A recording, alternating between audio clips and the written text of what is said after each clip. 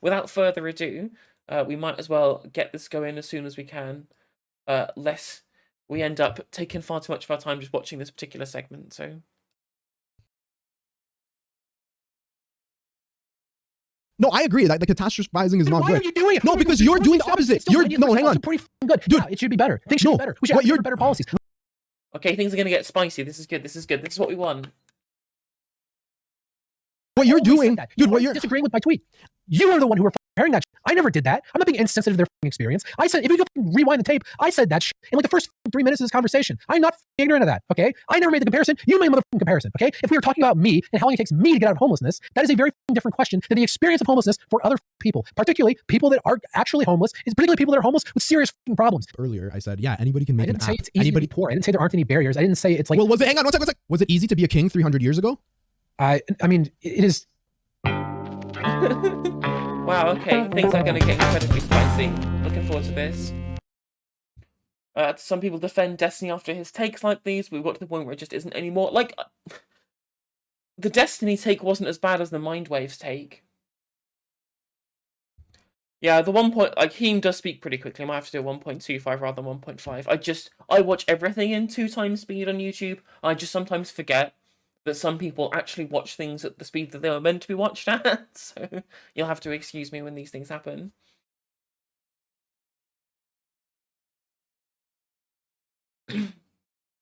Like, so I think, but with regards to that metaphysical, I think the Mindwaves take was the worst one of them. It just shows, like, how a lot of men like, online just are completely blinkered towards, like, experiences that women have in these situations, right? But that is discourse for later on. Let's go with regards to this discourse. Okay, so Doomermedia has been having some interesting takes on various issues, including food stamps, which we're going to get to, so on and so forth, blah, blah, blah.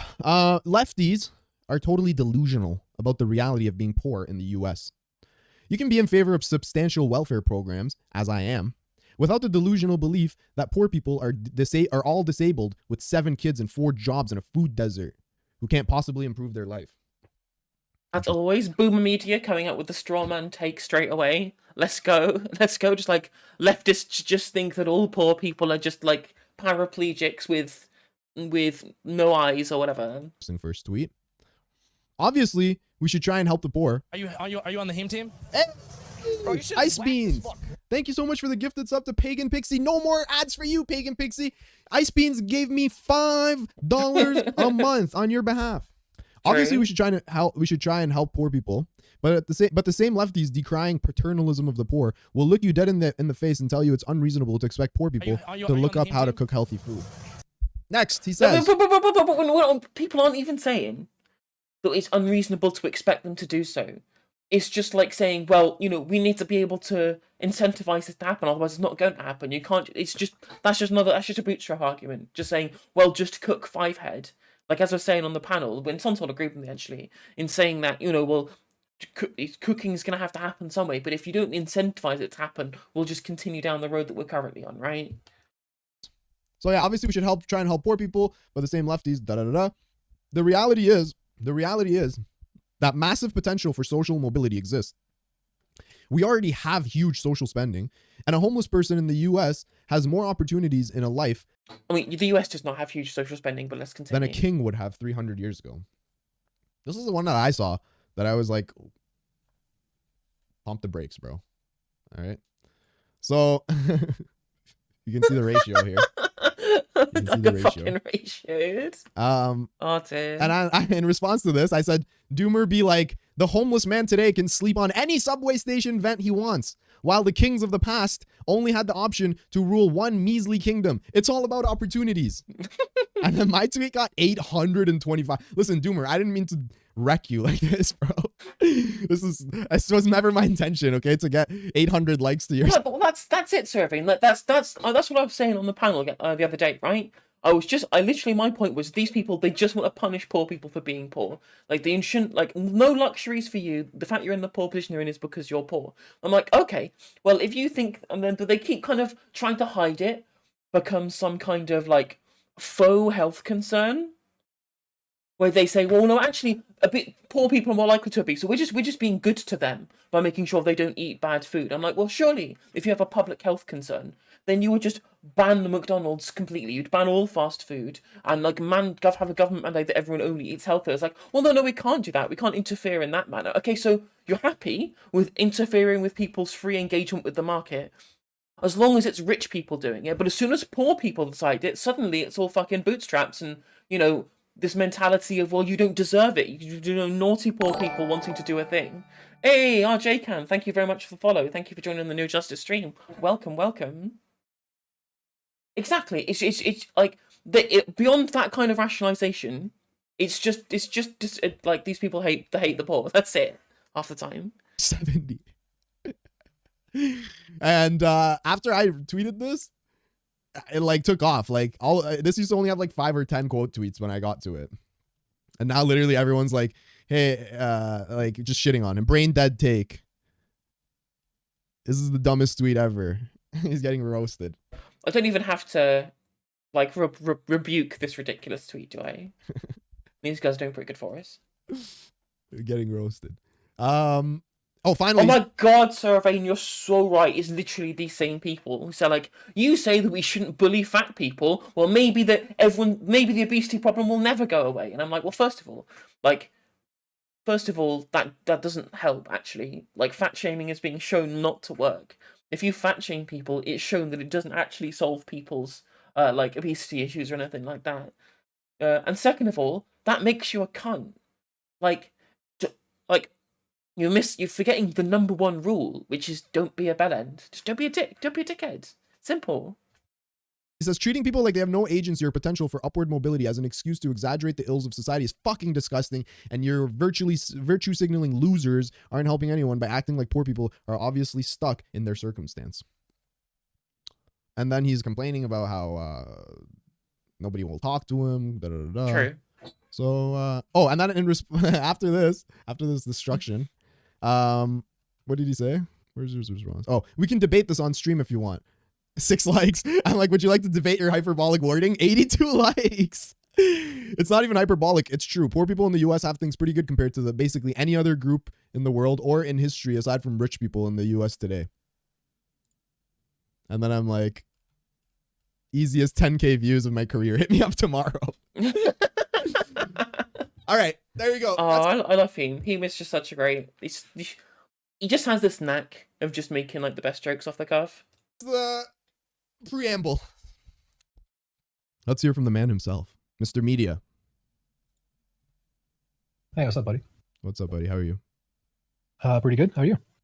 Good. Let me just adjust your volume. Say, the rain in Spain falls mainly on the plain. The rain in Spain falls mainly on the plain. All right, I think you're okay.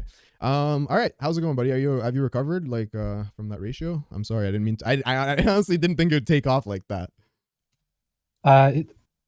Honestly, it's really staticky for some reason. It doesn't sound balanced. It might be a Discord thing. Yeah, it's like it's robot-y, but it can't it has to be Discord because I was listening to your stream a second ago and it's perfectly fine. Yeah, wait, 1 second. One second. Let me check and make sure I'm on the right input. He's trying to, this is his debate tactics, by the way. He's, this is called, I can't hear you debate tactics. Test. Is this any better? I guess not. Test. Is this any better? That sounds perfect, but you're a little bit quieter. Hold on. I just turned you all the way up. Say something. Test. 1, 2, 3. 1, 2, 3. All right, you sound perfect. I'm just going to 200% your volume. We're good. All right, yeah, it's a bit quiet. Sorry, hang on. Maybe I can turn it up a little bit. Is that any better? No, that's cool. Yeah. You sound good now. All right, awesome. Okay, so again, I didn't mean to fucking like. What does that take, dude? Can you explain your take to me? I guess. Why don't we start there? Well, I mean, the first thing to do is to demonstrate that I don't think I need to explain it. So you said you wanted me to clarify my take. So before I say anything about what my take is, I just want you to tell me what my take is because I think it's obvious. Your take is that there's a lot of, I guess, social safety nets and so on and so forth that, allows for people to pull themselves out of their given situation. And you feel like lefties make too much of an excuse, I guess? I mean, that's part of it, yeah. Okay, I mean, like, so yeah, why don't you elaborate? That's my Let me move over this window capture.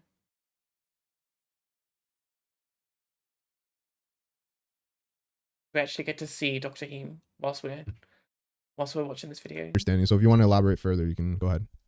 Sure. So lefties have a huge problem with exaggerating the problems of society to a degree that is ridiculous. Like, you try and have a conversation about poverty, and then in 10 seconds, you're not talking about poverty anymore. You're talking about a whole, like, Okay, Mister, you know, like, poor people now are better off than kings were, have more opportunities. Is that not like a gross over exaggeration there, Doomer politics? Like, come on, like, I can agree sort of to the point, the kind of the main thrust of the point he's making here, that there is definitely a contingent of the lefty community who over catastrophize everything, right? That's not a reasonable that's not an unreasonable criticism. But to say that after having said the most ridiculous over exaggeration of, well, like, did kings have iPhones? Well, that means that it was better opportunities now than kings used to have. I'm like, come the fuck on. Like, come on. like a disabled homeless person tied to a radiator in Michigan in a snowstorm. And like, and like, if you suggest that is a rare occurrence, people like call you a conservative. And that's the end of the conversation. I mean, like, this sounds like an exaggeration, but I could give you probably 30 or 40 examples of. Can I ask you a question? That happening in this discourse. Now, you don't have to get too specific, but do you live in like a big city or a small city, or what kind of? I just want to know, like, how much familiarity do you have with poor people is what I want to try to understand. I've been on minimum wage for 6 months, so plenty. I live in a small city in Illinois. Okay, so I'm guessing a small city in Illinois probably doesn't have like a homeless crisis and stuff, right? I mean, I know plenty about homeless people, but that's not like.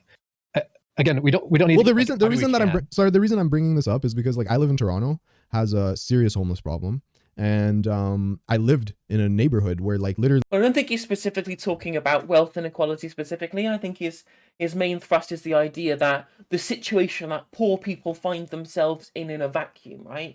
Because you can always make a comparative argument and say, well, it's ridiculous the system we have because poor people are that much poorer than the richest people are.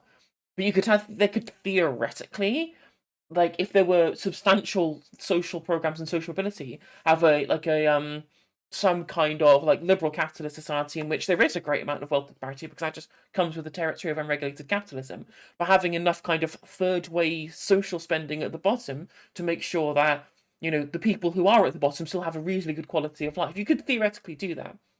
It'd be hard, and almost certainly would survive off of loads of like global south exploitation, right? Like, that's basically what happens in the Nordic countries right now. But the problem is that life for poor people is really hard, and Doomermedia is just completely fucking wrong. Tens of homeless people lived literally outside my window for 2-3 years. I lived there, and I was on the 3rd, 4th floor, so it was literally right outside my window, and I experienced it firsthand. So I'm just trying to understand how much familiarity you have with the day-to-day of how difficult it is to be a homeless person today. I mean, like, the line of questioning is basically, okay, so here's a different problem, right? I'm not saying you're doing this, but I will say that a lot of people have basically done this, where they basically say, well, you can't possibly understand what you're talking about. You don't understand the lived experience, right? And then I can give you a bunch of anecdotes to demonstrate that I do, and no one cares about that. Like, no one actually. Well, I'm listening to your anecdotes right now, so that's why I'm asking. Okay. So I grew up on government assistance. I'm on government assistance now, right? I've been borderline homeless, not actually homeless, but like, you know, in the neighborhood of not having any stuff. And like, the only reason I wasn't homeless was because someone was willing to like put me up. Right.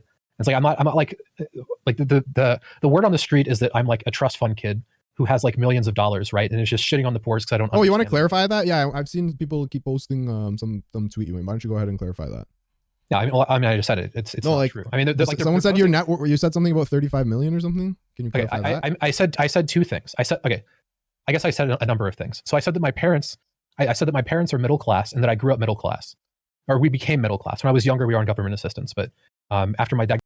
Also, Seraphin, it's worth pointing things. The issue with like homelessness, especially in the United States, is that the only solution is social housing. It is the only solution that works. Nothing else works. Shelters don't work. Over policing doesn't work. Even just giving people money doesn't really work. You just have to have social housing. You need to build a house using government money and put the person in the house. That is the only solution to homelessness that works and has ever worked. I got out of school, that stopped. Obviously, we didn't need to be on government assistance anymore. But like, my entire upbringing was middle class, and my parents' current net worth is about $2 million. which people take to be ridiculous. But no, I think that's dizzy. I think when people shit on, when people say, oh, if your parents' net worth is $1 million or $2 million, that you're somehow like bloated, I think they don't know what they're talking about. Yeah, I mean, this is after 45 years of work, getting an inheritance from 3 different people, and I mean, they're 65, right? This isn't even. I mean, like if you just like straight up Google what is middle class, the absolute worst you could say is that they are barely into the threshold of upper middle class. Right, right. No, I agree with that take. So can you tell me where the like maybe like the economy in America is just way different over here in the UK, but just like my parents are middle class and they have way less net worth than what's that, like £1.5 million, right? Something like that, $2 million. Like that's the kind of that's just how that like converts, really, isn't it? I think. Top 3%. That sounds a little more reasonable to me, but like, because even if you include like house prices, yeah, it's super stupid, isn't it, Sarah Vane? Like,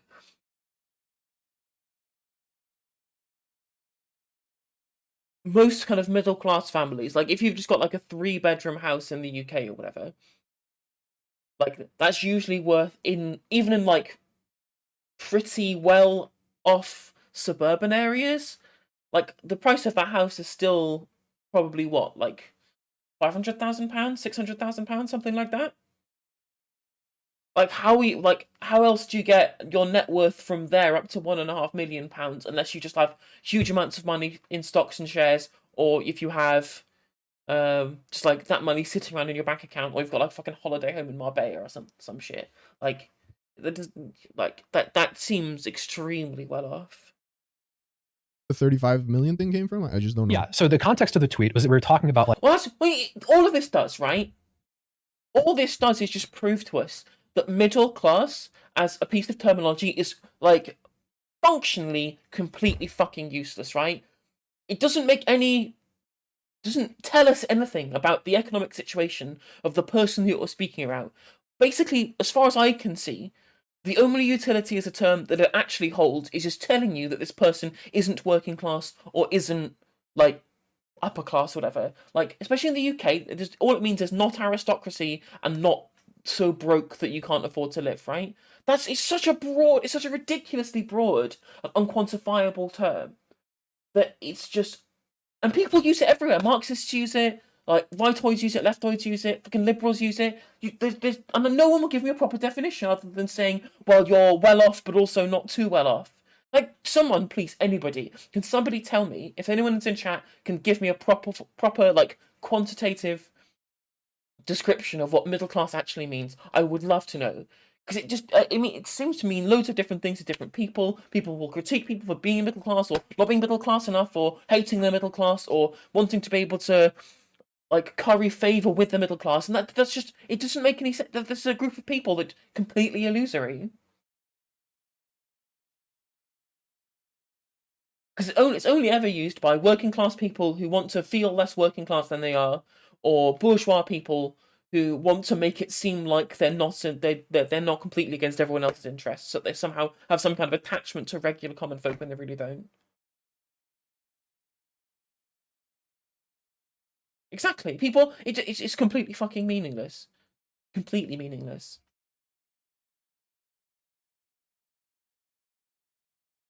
Like basically lifestyles, not actual class struggles and shit. We're talking about like how people actually live. And I made a comment that my ex-fiance's family has a lot of money, approximately $35 million, and they didn't have any cultural markers of being upper class aside from the house that they had, aside from the fact that they had a big house. That was basically it. They didn't, like, if you were to look at their lifestyle, you would not be able to guess their net worth. Like, the only point that I was really getting at was that like it's not as simple as like someone has a lot of money so that they're spending all their time on a yacht owning businesses, like, you know, shitting on people. Like, there's plenty of people that have a good amount of money, and you could barely tell. That was the only point that I was getting at. And when that's it, yeah. Like, middle class is when you go to Waitrose and M&S. Although, to be fair, like, real talk, you should shop at Waitrose. You should shop if you can afford to shop at Waitrose. You absolutely should, because they're technically part of a cooperative, and the people who work there get like a dividend out of the profits in the end of every financial year. So if you genuinely want to support working class people, you should shop at Waitrose. I know that's completely fucking like contradictory to what we've all been saying, but Waitrose is genuine. The food's good, and you're supporting the people who work there rather than just shoveling money into the pockets of Tesco shareholders or whatever. Obviously, if you can't afford to, I'm not going to judge anyone who doesn't. But Waitrose is good shit. I would absolutely recommend it to do so from a moral point of view.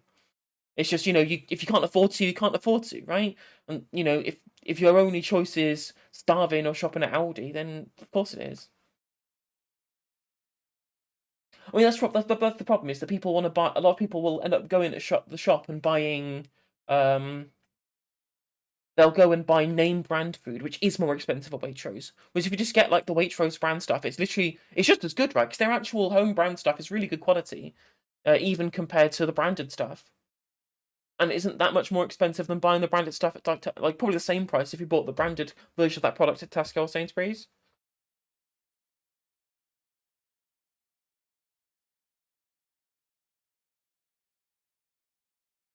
I know this is just like such a fucking bourgeois thing for us to be talking about. But as I said, like to be fair, I think that some of the stuff at Aldi is better quality than you get at Sainsbury's.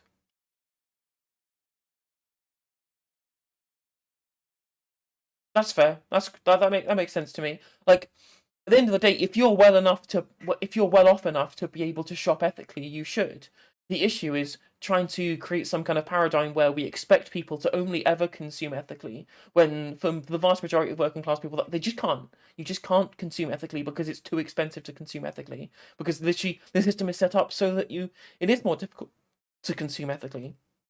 It's much cheaper to be able to consume the stuff that is subsidized by being manufactured and distributed in morally questionable ways, because that's the way in which they save money on the production end.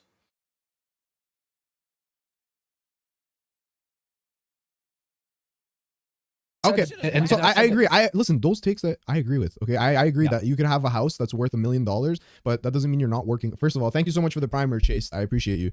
Also, it's like American net worth stuff. Is it super fun? Are people's net worths in America really high just because a bunch of people bought into housing 40 years ago, and the house pricing crisis in America is just fucking 10 times worse than it is here, even though it's fucking miserable here as well? It doesn't mean that what do you call it? That you have, like, you can stop working, for example, right? Like, I consider working class somebody who has to continue working in order to maintain their lifestyle. And I think that's kind of what you were getting at, yeah? Well, no, I mean, I had an image in my head of what upper class was, and I didn't think they were upper class despite having a lot of money. But in the thread, like, the very next thing that happens is nothing, like, it tells me what upper class actually means. And usually when people say upper class, what they mean is 2x the median wage, in which case my ex-fiance's family is obviously upper class, right? And I conceded that immediately. So, like, I would say if your net worth is conversation. Okay, go ahead. First of all, what happened? How do you let go? So in which case the Pew Research Center is basically coming in at the definition that seems to be what people would use, is that what middle class actually is just working class but slightly better off, right? That's literally it. That's Of a girl whose net worth is 35 million, her family, bro. You locked that shit down, son. Have you heard of borderline personality disorder? I unfortunately have. Yeah, that's no joke. Sorry about that. Yeah, it's not fun. But yeah. And okay, more seriously, okay. What do you call it? Okay, so I don't really I see that people drag your name with those two takes, and that's probably unfair. But let's move on, okay? So that's the context. And then what was your issue? What was your take on the food stamps thing? Why don't you lay that out and we can talk about that as well. And then I want to come back to the homeless thing and, wrap it back around. Sure. So do you understand the distinction between positive and negative liberty? Why don't you clarify? Sure. So, okay, so these are political science they know terms. about that? Basically, positive liberty is usually what lefties want, which is basically the idea of liberty is that the government is working as an apparatus to make your life better. So in other words, the point of the government is to work towards maximizing societal outcomes, right? And outcomes for people on a wider scale. Negative liberty is individual freedom from government interference, right? So if you want to have a program, for example, to tax people and take money and then subsidize something like going to school, that's going to be an infringement on negative liberty in the direction of positive liberty. Because by having to tax people, you're infringing on people's negative liberty to have quote unquote freedom from government interference, right? But basically everybody on the left would be fine with that. Almost everything on the left is a movement in the direction of positive liberty, which is basically that we want to take the resources of society and allocate them to solve societal problems. I mean, economically, sure. I would say like socially not, right? Like if we want to legalize marijuana or same-sex marriage or so on and so forth. Well, I mean, if you wanted to, like, if you saw drug overdoses as being a problem and you wanted to use government resources to fix them, that would also be positive liberty, right? You would need to raise taxes to have those programs. I mean, I'm talking about legalization, right? In terms of legalization, yeah, it would be a negative liberty issue where everybody would agree. But I mean, literally everybody agrees. Basically, like I think it's like 70% of Republicans or something are in favor of like decriminalizing the majority of drugs. I mean, the drug war is not popular. But yeah, so I mean that's an issue of negative liberty. Everyone agrees. Point being that most initiatives that lefties have are movements towards positive liberty, which is basically you want to raise taxes, you want to have a government apparatus, and you want to use a government apparatus to make society better, right? Now I say this because my take on food stamps is perfectly in line with that, and no one else that was arguing with me is, which is very weird given the rest of their positions. So my position on food stamps is that if you come to the government for assistance, that the government should not subsidize you eating unhealthy food because we have a health problem in this country, and the government should be trying to maximize societal outcomes. So again, and I would be in favor of massively expanding food stamps. It's not that I don't want poor people to have food, which is how a lot of people like to frame this. That's not the take. The take is that if you come to the government for assistance, the government should be giving you healthy food because that's in the best interest of you and everyone, right? And the specific argument was usually around whether or not you can use food stamps to buy McDonald's. I was arguing against that. Now, my argument, again, is perfectly in line with positive liberty, perfectly in line with the usual left-wing positions on basically every issue. The people arguing against me were almost exclusively making a negative liberty argument where the only thing that matters is a poor person's right to eat McDonald's. And that sounds like a straw man, but it isn't. That's basically what people were arguing. You like, and they would argue it. But the difference here is that you're infringing on the rights of poor people's ability to eat McDonald's, whilst not infringing on the right of rich people to eat McDonald's, right? If you're so concerned with the idea that we overall maximize the like overall health outcomes of the country in general, just ban it. Just get rid of all of it. Just get rid of all fast food, or for example, you regulate so that everyone can only eat fast food once a week, because you could definitely eat fast food once a week and have a balanced diet, right? Why is it that poor people are the ones who have to be able to have the cutbacks on this issue? Why are you placing the burden of the societal need with which to reduce like poor quality food consumption? Why is that burden specifically being falling upon the poor, who arguably are the ones who don't have the time with which to cook, who don't have the time with which to be able to spend the time educating themselves on what is or isn't healthy, or the ones who you would actually benefit from at least having something nice and tasty in their life, other than just eating crock-pot vegetable stew every fucking day, or just pasta or microwave pizza. I mean, I don't think you can microwave pizza, but my point still stands. In very contentious ways, saying like, you just want to take away the few things in life that poor people enjoy, is how a lot of people would frame it. Okay. Not my position, right? Okay, so let me ask you a question. Yeah, that is your position though, because you don't want to take away those things from rich people. So if given the choice between eating a healthy meal and a McDonald's meal for and also saying that money comes from the government, as if it means that if it wasn't for the government, like that, because the poor people are relying on the government should be able to tell them what to do with what they use that money for. It's like, well, no, hang on a minute.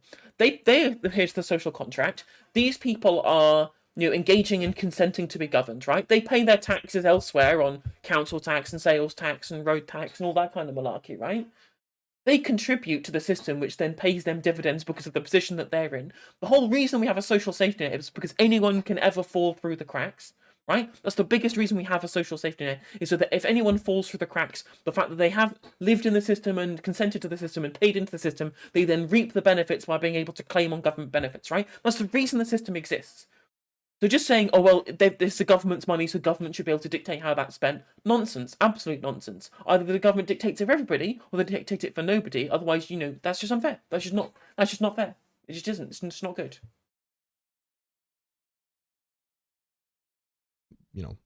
Let's say a fucking poor parent wants to give their poor child, it's either going to be McDonald's or a healthy meal. Obviously, I would agree with you that the better thing is for them to eat the healthy meal. But I think what you're kind of missing here is that there's a large section of people who, if they're not eating that McDonald's that night, they will just go hungry.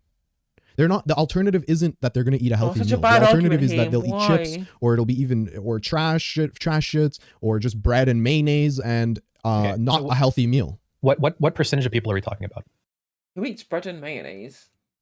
I don't know. I would say a considerable enough percentage that it doesn't Well, that it okay, warrants but that it here's the thing. warrants But consideration here's the in your thing. scenario. I need a number because this is what always happens. Again, this is a homeless person disabled in Michigan locked up to a tree. Okay, I understand this person exists, but how prevalent is this? I think amongst people who, if you're trying to feed your kid McDonald's every day, there's bigger problem, or like often enough, whatever. If you're relying on McDonald's, that like that takes a certain kind of Actually, that's fair. That makes parenting sense. or a certain kind of mindset to even be in. Most people wouldn't even consider that. So I think if you're considering that already, that the alternative would probably be like, here's a bowl of cereal and shut the fuck up, or tonight we're skipping food. I don't think that the alternative is like kale and cooked spinach and stuff.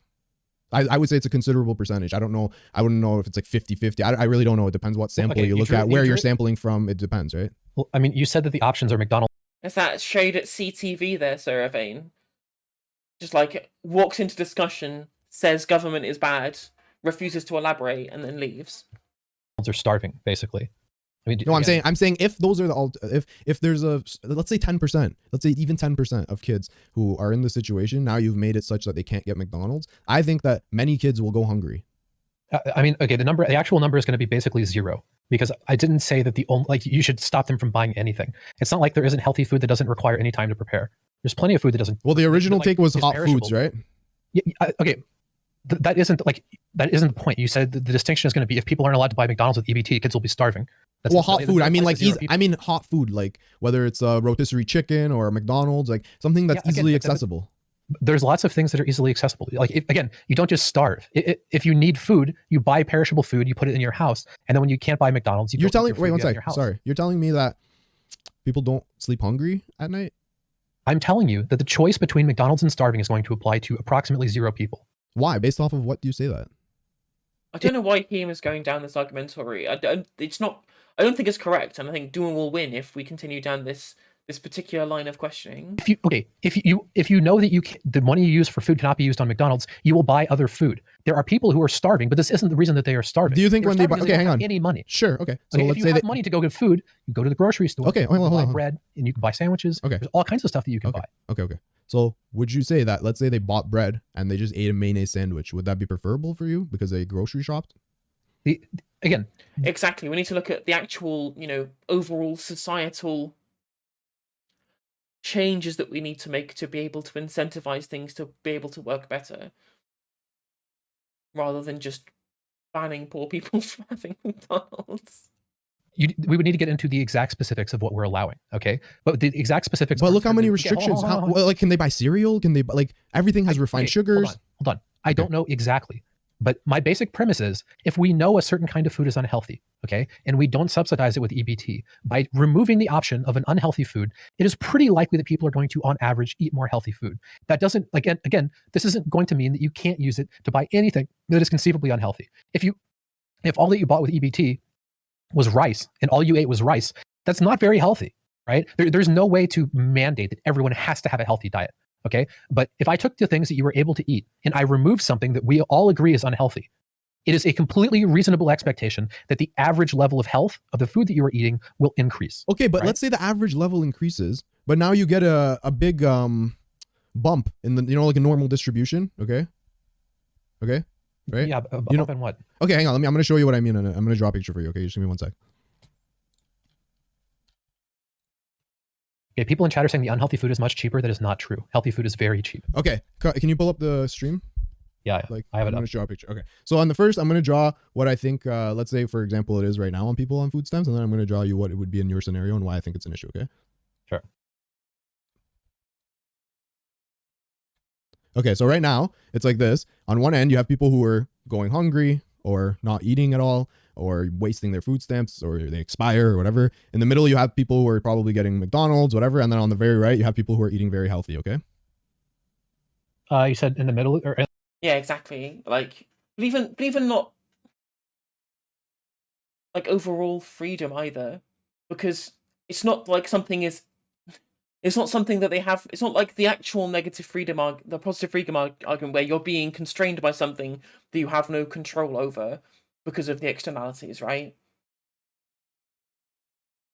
Whereas, obviously there's still, the negative liberty by saying, well, we're going to force you not to do a thing, but also like how does your positive liberty increase with that in that situation either? It doesn't make, like, Doomer's point doesn't really make much sense. My camera has been decided it's not going to work for the moment, so we're just going to have to wait. And on the right, we have people that are eating very healthy. Yeah, like on EBT, they're still going out of their way to go grocery shopping and so on and so forth. This seems to be your analysis of it, right? That a lot of people are wasting their money on McDonald's and not getting healthy food. I mean, the prescription doesn't have to do with exactly what's going on right now. McDonald's generally isn't allowed on EBT right now. But the point is that it shouldn't be there. Okay. It doesn't really, like, what is actually happening isn't super relevant. I think my camera's overheating. Okay, so what I'm saying is, would you be okay with this scenario? Okay, I'm going to draw another one. So in this scenario,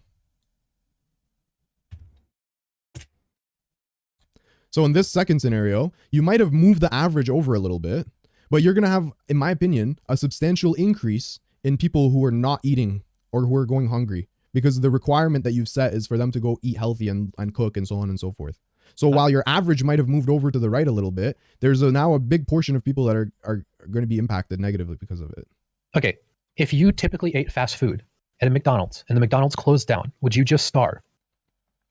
You're asking about, like, would I starve to death? No, I wouldn't starve to death. Yeah, Wait, one sec. Wait, I'm not talking about starving to death. I'm talking about skipping meals.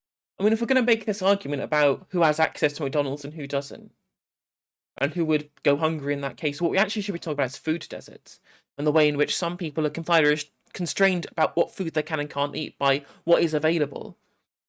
Which is obviously it's a different argument, but I think it'd be a better one than what Heem is talking about here as well. Like, if you restrict what people can and can't buy, people in these food deserts are gonna not have good choices that they're able to make in these situations. People are not just going to be skipping meals when they don't have to. They will find food. You get food at the grocery store. If you want to make the argument in saying that people need to be able to cook more, McDonald's is really poor quality food that has an incredibly bad environmental impact, because that's what fast food and fast processed meat does to the environment, and we need to make sure that people consume as little of this as possible. Absolutely fine. Just make sure that you're doing it for everybody and not just the people on the bottom rung of the ladder. And you have food at home. Again, there's tons of food that does not take much time to prepare. Okay, so let me ask you, do you think that some poor kids, let's say the single mother family, whatever, do you think sometimes kids go hungry? That there's a non-zero number of that, sure. But that's not what we're talking about. Like, I think it's the argument that we're going to have millions of people going hungry because they can't buy McDonald's with food stamps. And I don't think this applies to a single person. You don't think any kids would go hungry because they couldn't buy ready-made food, I guess? Okay, let's address something really quick. In chat, this is how you know Doomermedia has never been poor. I am poor right now, okay? That is a stupid argument. Stop fucking saying it, okay? It's really fucking annoying. Anyway, sorry, what were we talking about? I was asking you, like, okay, so what I'm trying, okay, so you want to know my solution, which is so much better than yours and also doesn't get you canceled, okay? You should be able to use your food, yeah, absolutely, Serafine, absolutely, stamps for whatever you want.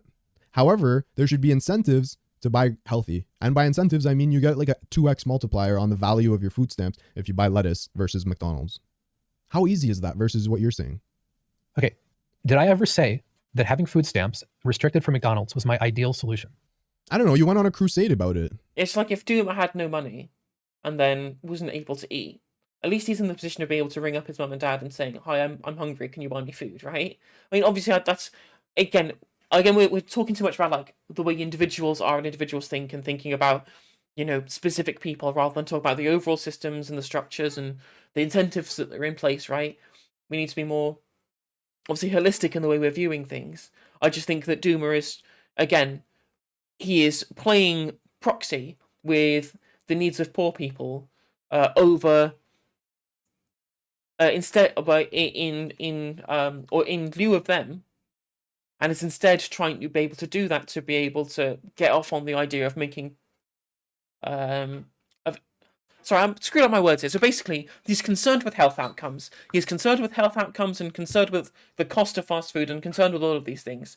And instead of just saying we need an overall societal shift away from these things to make life better for everybody, he's saying, well, I have the ability to control poor people on this specific issue, so I'm going to then use the power that I've got to be able to make poor people's lives worse off in this particular case, or at least not worse off, at least with fewer pleasures in life, right? Maybe they're going to be overall better off if they have no fast food at all. And I'm not saying they wouldn't. We have to at least, but under the assumption that you can have at least some level of fast food and not just like die of, heart failure in the next 3 weeks, right?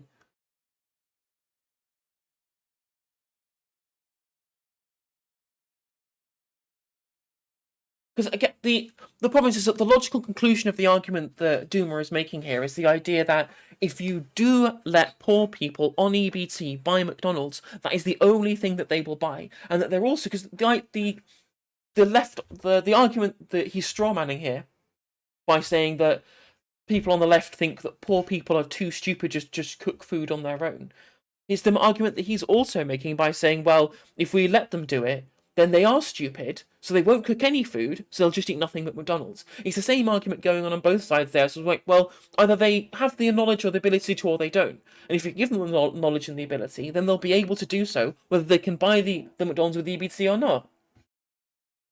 I didn't go on a crusade about it. I gave a take, and lefty Twitter lost their fucking shit, okay? Nobody spent the time to say, hey, what would be your ideal world, okay? My ideal world is not food stamps with restrictions. My argument is that food stamps with restrictions are better than food stamps without restrictions. There's lots of other things that I would like to happen. Okay. Now, when you say restrictions, let's talk about the restrictions that you're in favor of. So what is the, like, are you going off of like a nutritional thing, or how do you, what's your, how are you weighing that? Before you answer that though, I'm getting mad. Like, as I said in the panel, if you want to make the health outcomes of the United States better on right now, end all corn subsidies, ban high fructose corn syrup, get that shit out, mandate that these people have to manufacture meat that is done properly and sustainably and with good quality ingredients, right? Just use government mandates to change the food that we consume, right? If that gets too expensive, then add more, then give people universal basic income to be able to cover that change in cost. That is a way in which you can do these things that he is saying that he cares about without shifting the entire burden on ethical consumption onto the poorest in society. Whilst the richest people just go, that's fine, well I can eat McDonald's every day because my money was given to me by an employer rather than the government. Pasties, I need to get my water bottle, okay? Give me 1 second. Sure.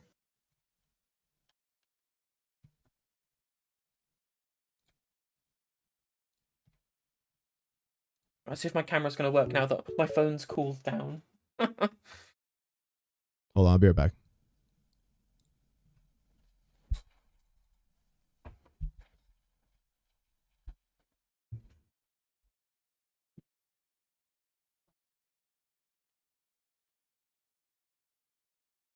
That's a big thing in my face. Okay, again, you don't need to prepare every meal.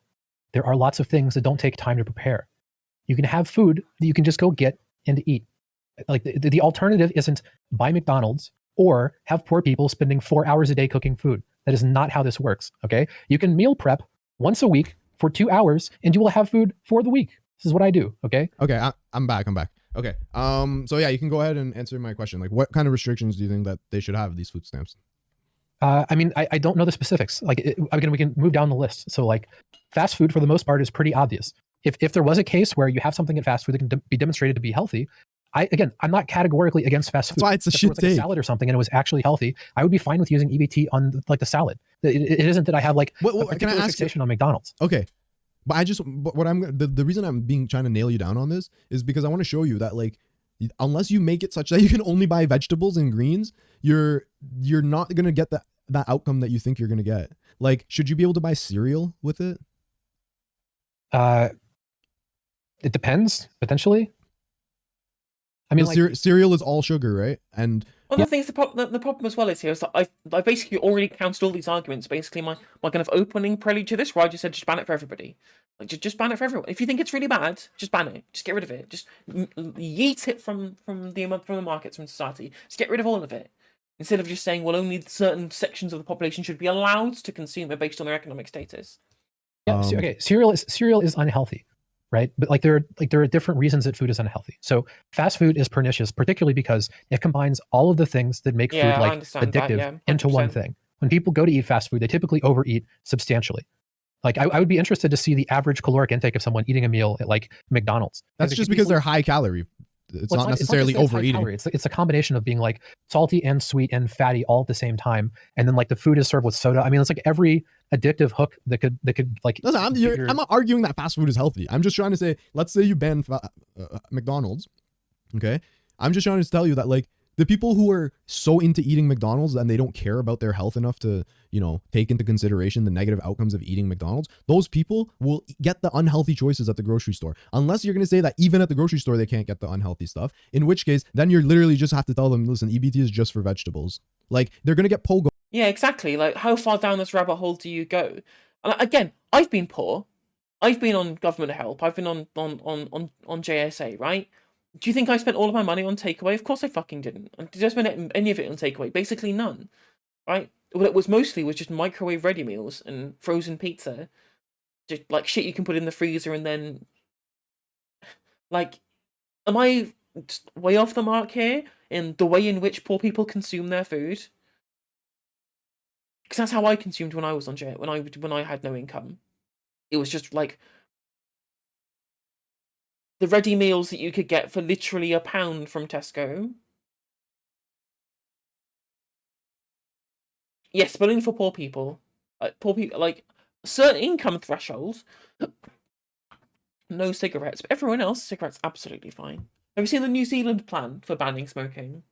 The New Zealand plan for banning smoking is they're banning people who are above a certain birthday from being able to buy cigarettes. So what that should mean is that as time goes on, fewer and fewer people are legally allowed to buy cigarettes. And then once all of those people die out, no one will be smoking anymore, which is pretty fucking based. Because it means the people who are already addicts, right? They can continue to be able to smoke legally without getting help, whilst being still able to get help as well. Whereas people outside of that bracket just never get into it in the first place. They're going to get Hot Pockets. They're going to get Pizza Pops. They're going to get these kind of foods. They're not going to be getting kale. You know what I mean? Okay, even if they are getting the most unhealthy thing in the grocery store, it is still conceivable that restricting food stamps from being used on McDonald's could improve the average nutritional value of people's food on food stamps, correct? I don't know if that's necessarily true. Again, like I said, because you'd have to do a test to see what are once you've done this restriction, what are the choices that people are going to make. I don't think even if I made a very liberal estimate, and I said that if you went from having food stamps be available to be used on anything to food stamps can't be used on McDonald's, even if I said that 50% of people are just going to go to the grocery store and buy the most unhealthy thing there, right? Which I think is a pretty high number. I mean, even if we said 75%, which I'm sure is way past the actual number, you would still have 25% of people that are improving their diet. And also, but in my position, it's that, okay, let's say 25% improve their diet, but 75%'s diet gets worse. I mean, do you have any reason to believe that it's going to get worse? Again, like I told you, I don't think that pogo sticks or Pizza Pops are necessarily more healthy than a McDonald's. Do you think, again, this is silly. Do you think that on average, people who eat food spot in a grocery store are less healthy than people who buy food from like McDonald's? Honest to God, it depends what they buy. There are people who only shop. Yeah, like you, if you're on government assistance, you don't go to McDonald's. You go to Iceland. You find the freezer section in Lidl, and you just like grab everything that you can put in the freezer. The microwavable food section. It doesn't depend what they buy, okay? Because we're talking about people on average. I understand in a sample size of 50 million people, there are going to be some number of people that just go to the grocery store and eat worse. Obviously, there's going to be some number of people, right? But that's not how we dictate policy. That's not how we analyze these things. What percentage of people, when they stop... Then why, Doomer, when you're making your policy, are you saying, well, some people are going to buy nothing McDonald's, but some aren't, so we're going to restrict the people who do? My God, he's talking out of both sides of his mouth here. It's just cognitive dissonance to the nth degree. Oh, dear Lord. Eating McDonald's and go to the grocery store are going to eat worse and have negative nutritional outcomes. Just give me a ballpark guess, because I'm guessing, again... You're telling me that... Okay, hang on. Wait 1 sec. Okay. So just to clarify, you're asking me what percentage of people... True, 100%. Absolutely, Sarah Vane, 100% true. Who rely on going to McDonald's and eating fast food off of their food stamps, if not allowed to do that, would eat unhealthy shit from the grocery store? I would say... No. What percentage of them would have worse health outcomes? I would say, okay, I don't know about worse, but the same or worse. Okay. Yeah, exactly. Like people on food stamps would eat 3 meals if they were buying fast food, or 3 days worth of meals if they were buying fast food every meal, right? It's just not something they'd ever do. Like, what are they going to do? Are these people? Is you trying to take the position that these people are so unreasonable and so poorly disciplined that they're going to spaff all of their EBT on McDonald's in 3 days, and then the next 4 days they're going to starve? Of course they're fucking not, right? Jesus Christ. Same or worse, I would say fucking over 50%. Okay, then we have approximately, let's say we have potentially 30% of people whose health outcomes improve. I'm fine with that. That is What a if good government 60% health outcomes get worse? But, okay, now you just backed off and said, I don't know about getting worse, okay, but stayed the same or got worse 50%. And now we're saying 60% get worse. Okay, whatever. I'm just saying, what if you create a division where you have now created two groups? One group which is eating healthier, but another group which is getting more left behind. Because the point is that this group you're describing would be incredibly small. Why do you think that? Why do you think that someone who doesn't have the wherewithal to understand that you shouldn't eat McDonald's every single day? It's not just that I think that. You also think that, because I asked you to quantify what number of people would have worse health outcomes when they switch from eating McDonald's to eating at the grocery store, and you wouldn't even give me a number, okay? Because it's small. Can we? No, the reason I can't give you. Wait one second. Okay, the reason I can't give you a number is because you're asking me to conceive of a population, of the behaviors of an entire population. What I'm saying is there is a non-zero considerable amount of people who are not going to take the healthy route. Yes, some people will take the healthy route, but a considerable amount of people won't. And the reason that I'm saying that is because these people already don't care about their health. They're eating McDonald's multiple times a week. Okay. First, and that's a really good point by Heem there. It's just like, even if, regardless of these positions, whether you ban the fast food or not, you're going to need to have larger and better incentive structures from a top-down level from the state to be able to change the structure so that people are going to eat healthier regardless. Just banning things is not going to help, because then these people are just going to continue to eat worse but not have any, methods with which to be able to help that. Whereas if you just had proper education, some level of decommodification of other things, then it would be so much easier.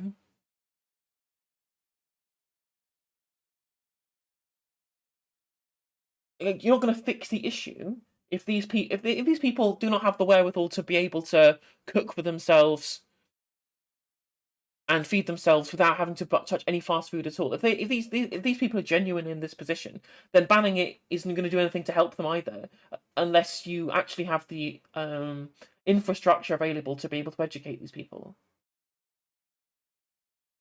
And if you have the infrastructure available to educate these people, then they're not going to eat the McDonald's in the first place. So you don't need the ban. It's pointless. It just doesn't make any sense. First of all, I would like to point out that people keep telling me that I think so little of poor people. And then I talk to people about this and they say things like that. It's interesting, right? Listen, I'm going to be straight up with you. I think that there are some things that put you in a state of mind when you're poor or when you're down and out that make it very difficult to pull you out, whether it's not having the correct foundational understanding of life. And also, half of this isn't a skill issue or a knowledge issue. Half of it is a time issue, the time it takes to cook, and also a mental health issue as well. The mental health issue, the way you have to be able to scrape together the mental strength to be able to have the ability to be able to plan all these meals in advance, to be able to cook them, especially if you've got kids trying to running around the house half the time as well, right?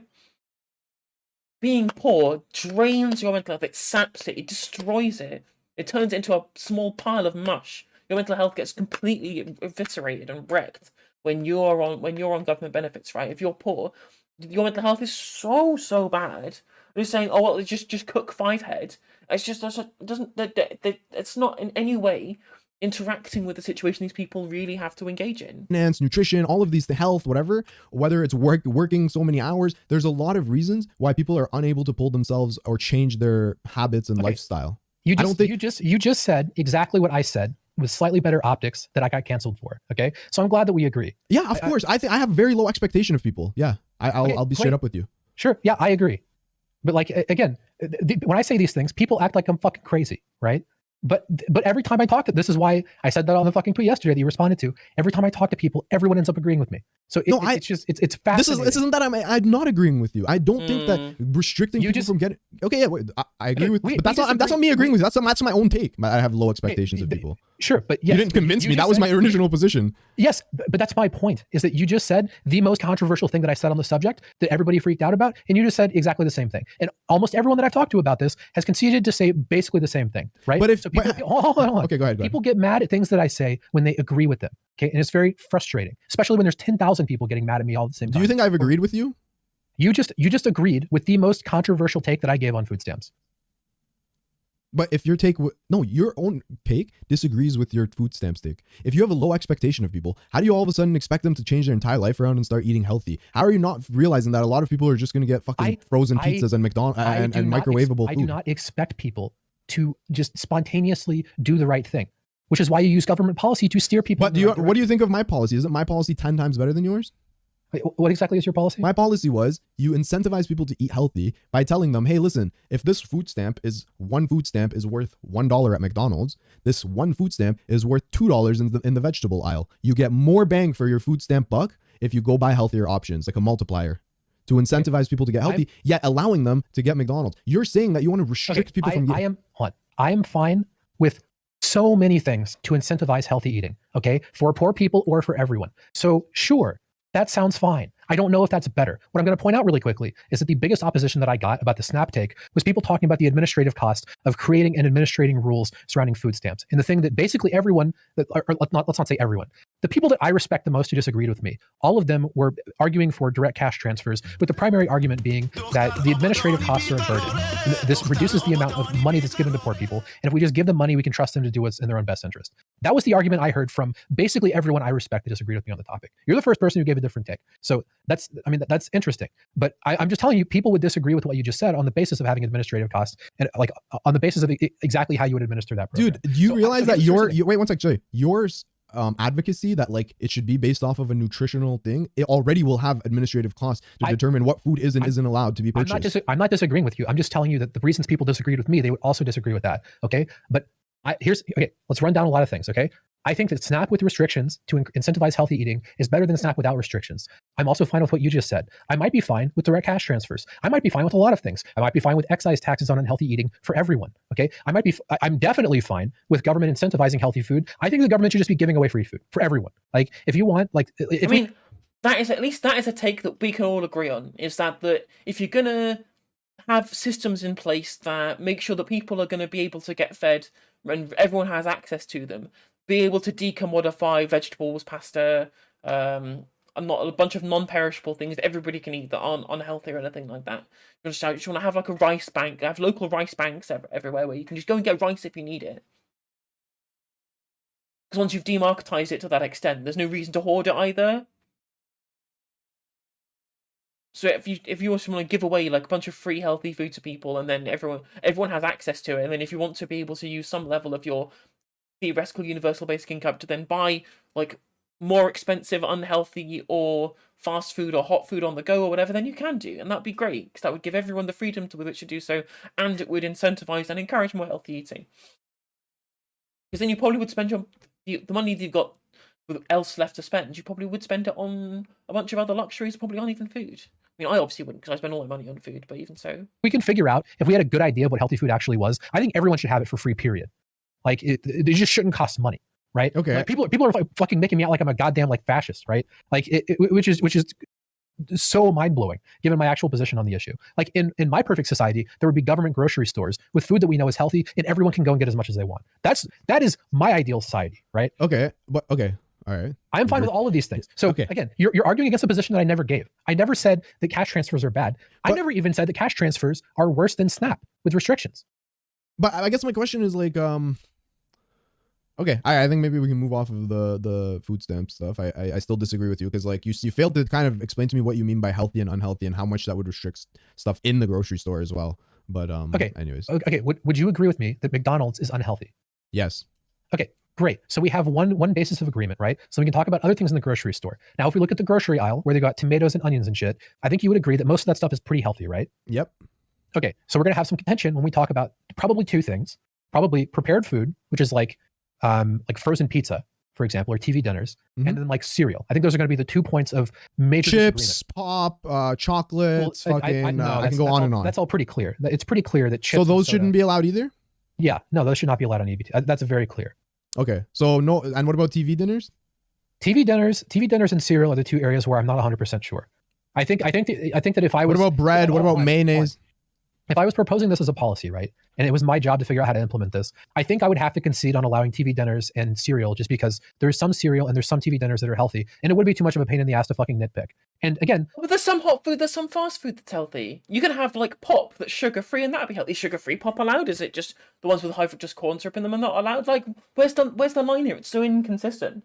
And, like, even so, I still don't think it's unfair. Like, again, if you want your, sugar-free Coke if you want to ban all Coke that has high fructose corn syrup in, then you should ban it for everybody. Like, if you think that it's a societal ill that makes people unhealthier because people have access to Coke which has sugar in it, has high fructose corn syrup in it, then just ban it. Ban it for everybody. Why is it only poor people that don't get that choice?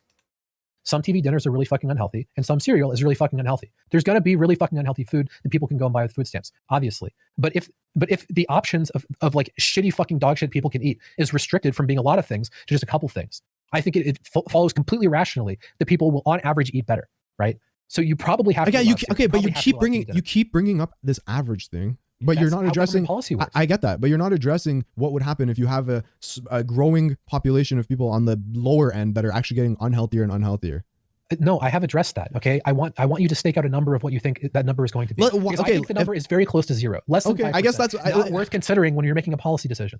So you think that less than 5% of less than 5% of people will have worse health outcomes under this type of system than they would if we allowed them to spend EBT on McDonald's. And that would include like kids who I think would miss meals yes. because their parents were, I don't know, too busy to cook, or they're just eating fucking canned chili or something like that. The distinction isn't between your options are McDonald's or coming home and spending an hour cooking. There's plenty of food that does not take time to prepare. Okay, people don't just starve for no reason. Exactly. You're absolutely right, Matthias. Like, that's one of my biggest contentions with Doomer here, is he seems to think that the only way in which we can maximize positive health outcomes is by specifically restricting the diets of the poor, rather than specifically restricting the diets of, say, I don't know, everybody. Which I don't think a flat ban would be a good idea prescriptively, because I think that you can still have really good health outcomes and have a really properly nutritious, balanced diet that has some amount of fast food in it. Like, one McDonald's a week is not going to make you fat. It's not going to decrease your overall lifespan. Maybe, but overall education and restrictions that move people away from that. So, for example, I still think, that you can have, Coke that has sugar syrup in it, but just not high fructose corn syrup, because it's worse. Or there's a max amount of sugar that you can include. So, for example, in the UK, we have a sugar tax, in which that drinks that include sugar and no sweetener to a certain level, they get taxed extra. So if you want to go to Subway, if you want to buy Coke rather than sugar-free Coke, they charge you an extra 20p, which most people won't pay. Obviously, I pay it because I hate sugar-free drinks, but at least that is a really good incentive to be able to move people away from that. And the data has shown that has worked in moving people away. People look at the extra 20p and they just don't want to pay it. It's very strange that 20p is like the line between drinking the sugar and not. But it's worked at shifting people's habits away from sugary drinks and towards diet drinks, which I think is quite interesting. Not a thing that happens. And that's everybody, regardless of their income level, regardless of that, they're all faced with that restriction. But do you understand that what I think you're having an issue with here is you're putting your own it's like me saying, why doesn't everybody fucking wake up at 4:30 to stream before they go do their PhD? Like, I wouldn't have that expectation of people. It's not about why doesn't everybody wake up at 4:30. I'm saying that people don't voluntarily starve when they have the option of not starving. Dude, you need to fucking go and I don't know. I don't know. Maybe I watch like too much basketball and stuff. Every fucking basketball player that I watch, and when I watch their bios and stuff, they're like, my parents, we skipped meals all the time. We used to eat mayonnaise sandwiches and shit. They didn't skip meals because they couldn't spend EBT on McDonald's. They skipped meals because they didn't have any money. Okay, so what you're saying is that if they had the EBT, they all of a sudden would just have the healthier choice. Like, I don't know. No, they would have something. If they have money to spend on food, they would have something. People don't just starve when they have the option of not starving. Again, so hold on. This is very important to understand. What you were saying is that there are people, if they couldn't spend food stamps on McDonald's, would just go home and starve. They're that stupid. Not starve. They would just skip more meals. Heem is doing so badly here. Oh, why, Heem? Why are you making these bad arguments? If it's such an easy argument to win and you're just incinerating it with these dog shit takes. Yeah, I think this applies to very close to zero people. And again, not all food has to be cooked. Plenty of food you can just have in your house and you can just get food. I mean, you can talk about a very low preparation time, like sandwiches would take a couple of minutes. You could have things that, like a TV dinner, that where the amount of time you interact with it is 15 seconds, right? And then there are things like, fruit and whatever, that it's just there. You just eat it. I mean, there's so many types of food that aren't fast food, and you don't have to sit down and spend an hour cooking all of them. Okay. All right, let's move on to your tweet about whatever the fuck you said. Let me just pull it up. Give me one sec. Yeah, Heem's just been forced to concede this because he doesn't know what the fuck he does not making proper prescriptive arguments. It's frustrating because I really like him and his content's really fun and interesting. But he's just like had to concede this whole thing because he's just not be able to drive to the heart of what Doom has been trying to say here. Sure.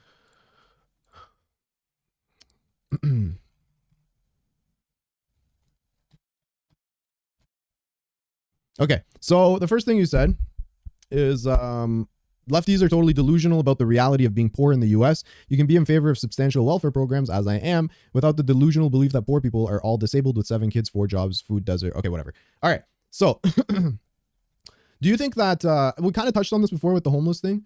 And I think it's important here that we discuss like homelessness and poor with house separately.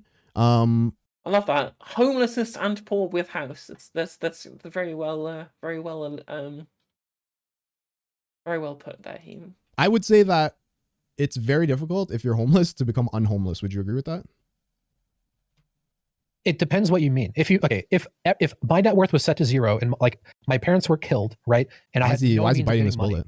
I could get out of being homeless pretty easily. Like it's basically guaranteed that it would happen within 3 months. When you're talking about someone who spent time in prison and who has a medical problem, right? And who has mental illnesses, them getting out of homelessness is pretty fucking hard. Okay. But again, this is not, when we're talking about homelessness, first of all, how many homeless people are in the US? Do you know? I don't know the exact number. No, It's half a million. Okay, that's I don't know. That's a lot still. It is a number of people. There's 330 million people in the country. So again, it's like 1 in 6. Hold on. It's no. Oh no, sorry. 1 in what is it? 1 in 600. It's like it's a small fraction of a percent. 1 in 600. Okay, and when we say homeless, one in 600 is a lot still, right? When we say homeless, we don't mean people that are sleeping outside and getting rained on. Okay, there are 1.2 million, like basically houses for homeless people. Like again, people put the idea again. My whole point is that when we talk about these things, we go to these extremes immediately. So that is exactly what just happened. We're talking about poverty. Okay, and then we can talk about separately. Yeah, we can talk image of not just people that are homeless, people that are on the fucking street. And it's like, well, what would you do if you was homeless, right? And yeah, I mean, Doomer's right here that we need to draw a specific distinction between homeless people and rough sleepers, right? That's a thing that we do need to make a distinction regarding. Again, the fact of the matter is, if I was homeless, I would stop being homeless really fucking fast, right? And again, it sounds bad. I'm not reading the chat. I'm sure there's people in chat that are freaking out that I said that. Okay, do you even disagree with that? Do you think that's wrong? Yes. Just get a house, 5head. Just go find one. Just go find a house, 5head. Why do you disagree with that? Because I think there are circumstances that lead people to being homeless that make it extremely difficult to get out. You're not fucking listening to me, okay? I said, if I, in my current position, I had my net worth set to 0 and I had no means of getting money from anyone else and I was homeless, how long would it take for me to resolve it? I'm not talking about other people. I'm talking about me. Dude, I think it would. You're seriously underestimating how difficult it is to be homeless. What are you going to do? Go get a job with your shitty clothes that you can't even fucking take a shower? What are you going to do? Get rent when you can't even get a fucking reference letter from a previous land? Like, what are you going to do? I can't believe you're downplaying how difficult it is. Also, like, how fucked is that? People in America have to get references and credit checks to get a rental property. To be able to live in a rental property, they have to get a credit check and a reference letter. That's fucked. That's completely fucked, right? Housing is a human fucking right. I'm sorry. United States is, I mean, I've said this plenty of times, but the United States is just a neoliberalism themed amusement park, right? That's all it is. Fuck, a credit check to rent a house? What the fuck? That's crazy. Is to get out of homelessness. Why do you think so few people succeed when they become homeless? I'm glad you went on that rant because I know exactly what I would do because I have been involved in fixing these problems. Okay, you go to a homeless shelter. You talk to the fuck tons of programs that help people get connected to work. Why do you think it doesn't work for people? Hold on. Okay. Homeless shelters do not work. Homeless shelters lead to cyclical homelessness.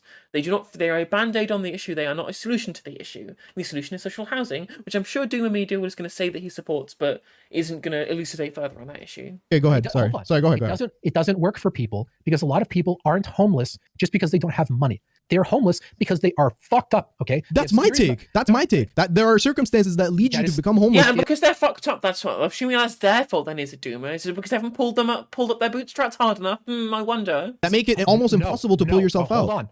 Hold on, okay? That's what I said at the beginning of all of this. Now, what we're talking about right now is if my net worth was set to 0, how long would it take me to stop being homeless? I don't know, dude. How long do you think it would take you? How long did you say? Like probably 3 months. Okay, and you're telling me that in 3 months of living on the streets, that you wouldn't fucking suffer from mental illness, you wouldn't suffer from any other shit that would exacerbate the Bro, 100% true. 100% No, true. in 3 months, you would be the same Doomermedia. You would be the same. I am saying that the resources exist to help people get out of homelessness. Yeah, they do exist, but why do you They're think like fucking garbage resources. They don't work. They've never worked. Jesus Christ. that it doesn't fucking work for most people? I already said that. A lot Because of people are homeless because they have you're problems that are underestimating. No. I said that because a lot of people don't have problems that are not easily addressed by having a government program. Okay, my whole point is that They do have problems. The solution's fucking social housing. If you have a drug issue, you have a mental health issue, if you have all of the stuff that's making you homeless, if the government puts you in a fucking house, you can solve those problems, right? That is the fucking solution, Doomer. Jesus fucking Christ. our society is pretty fucking good, but there are certain things that it's very difficult for society to do anything about. Okay, if someone is out of prison, right? They have medical problems and they have mental problems. It is very difficult for society to address that. It is incredibly fucking hard. Okay, And what hold on. How about if they're having those issues, put them in, and it would make it easier to solve the fucking issue. No, stop. This is immediately where we go. I'm talking about how unrealistic it is. People, that is perception of poverty. And we immediately go to this. This is exactly what I said was going to happen.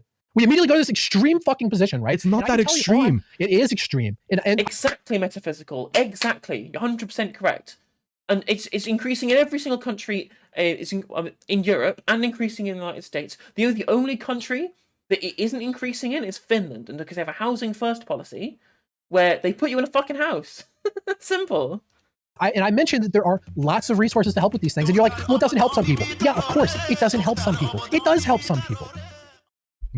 But you would concede that the vast majority of people who end up becoming homeless never become homeful again.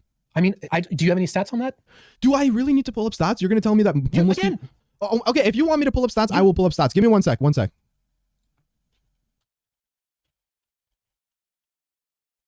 Nightmare. I actually had a conversation with someone who is a homeless response leader in Austin, Texas.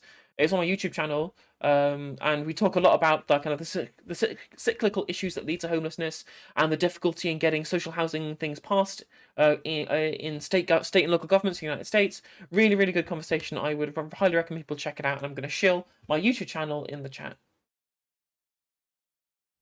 It's just like, you know what's upsetting to me? And maybe someone from chat can pull it up. What's upsetting to me is that as someone who lived in like a very urban city, and as I told you, I lived on the 4th floor and had tens of homeless people living outside my house, okay? What I'm trying to tell you is that I've seen firsthand. You only accept anecdotes in one direction, Heem. If I gave you anecdotes about people getting out of homelessness, you wouldn't give a shit. No, of course I would. I would agree. I'm just saying that, well, we have to pull up the stats, okay? I'm still waiting. Maybe if somebody can pull up the stats for me, that'd be great. What I'm telling you is I've seen firsthand, and like maybe if you haven't seen it firsthand, it doesn't really stick with you, but I've seen firsthand a kid who was like 20 years old show up on the block that I used to live on, okay? And within the first day, he seemed kind of normal. Second day, he seemed kind of like dirty, but normal. And bro, within like 2 weeks, the dude was like done.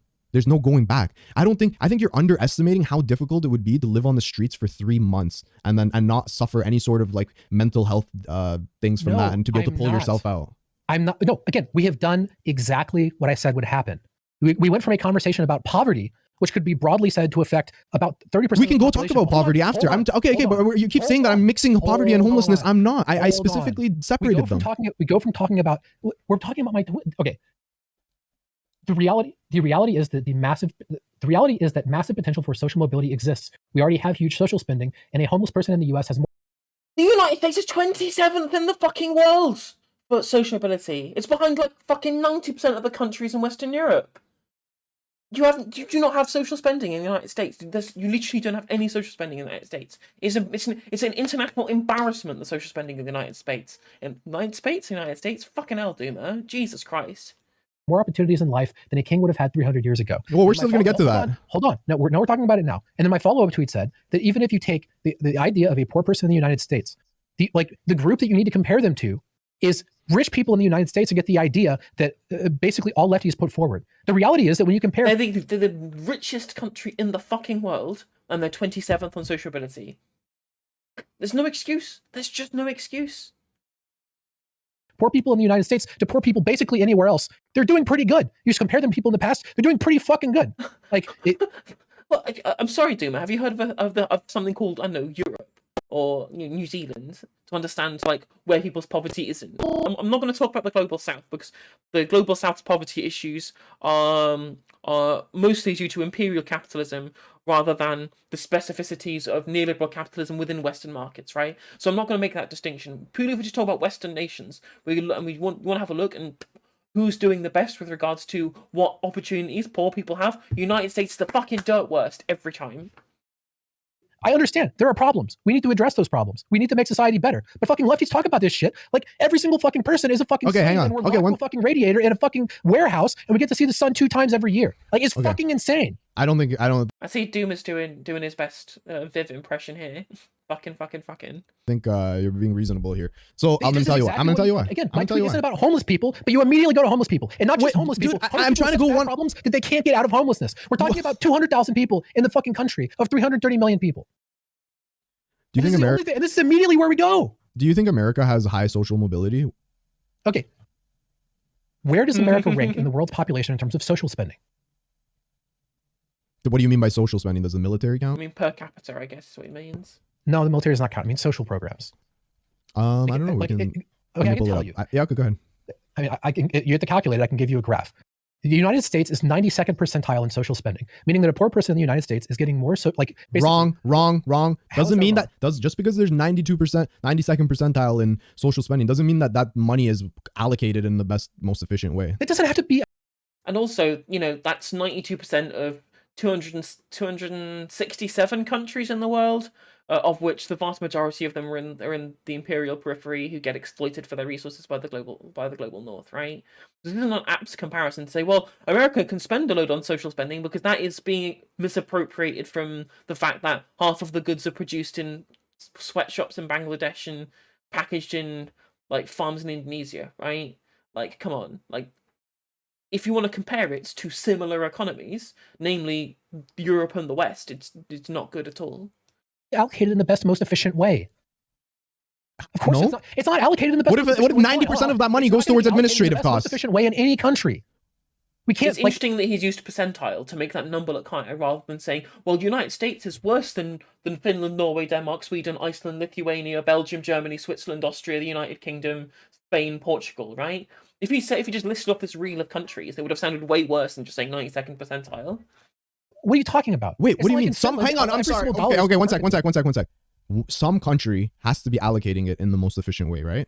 No, that is not how this works. If you put the order in terms of how efficient the money that is being spent on social programs, what kind of outcome does it have? You would be able to rank from first to last. You disagree with that? Yes, but that doesn't mean it's the best. It means it's the least bad.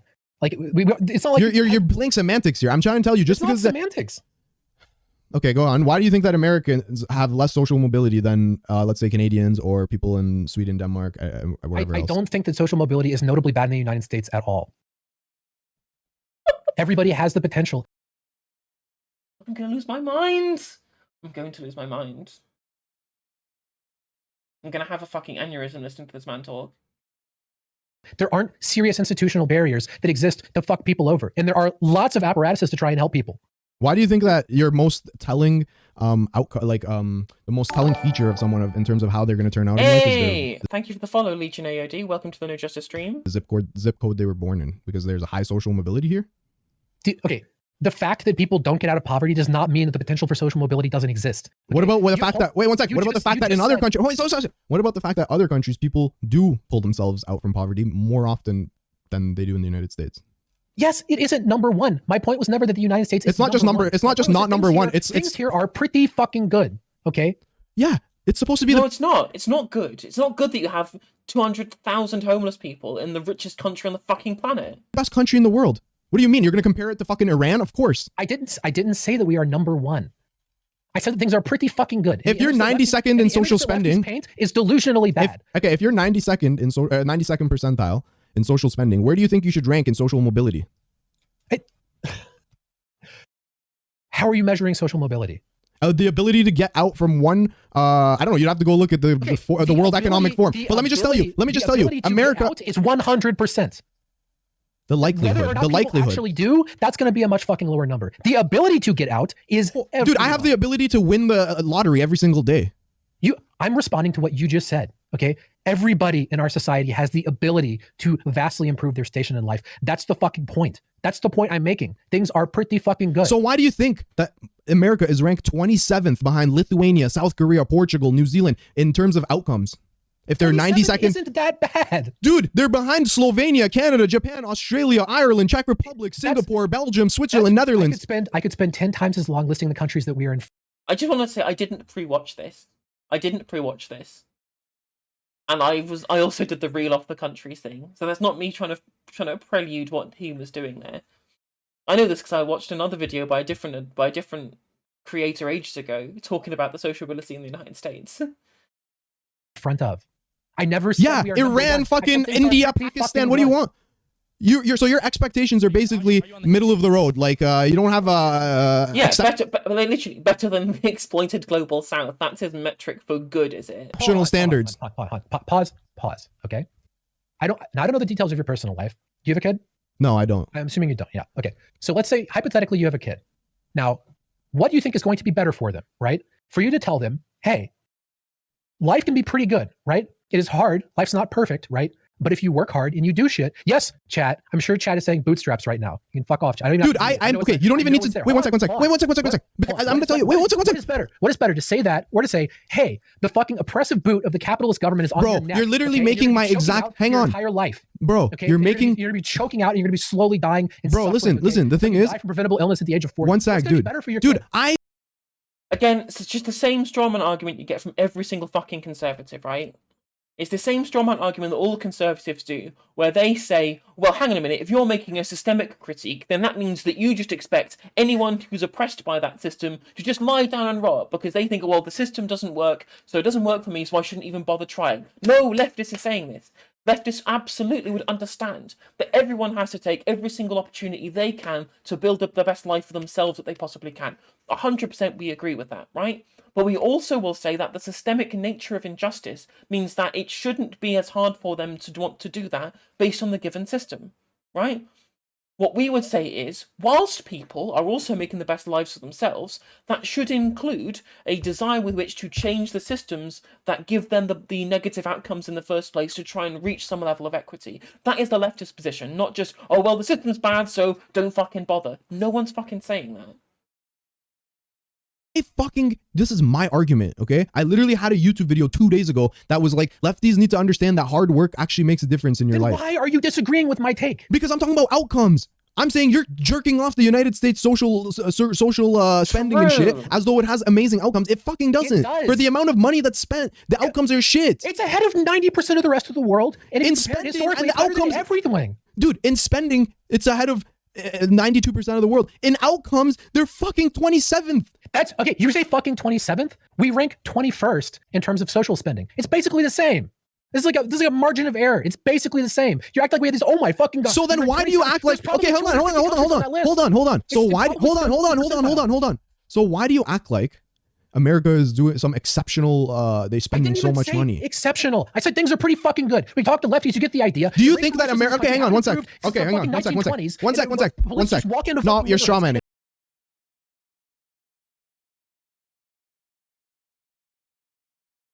And breathe.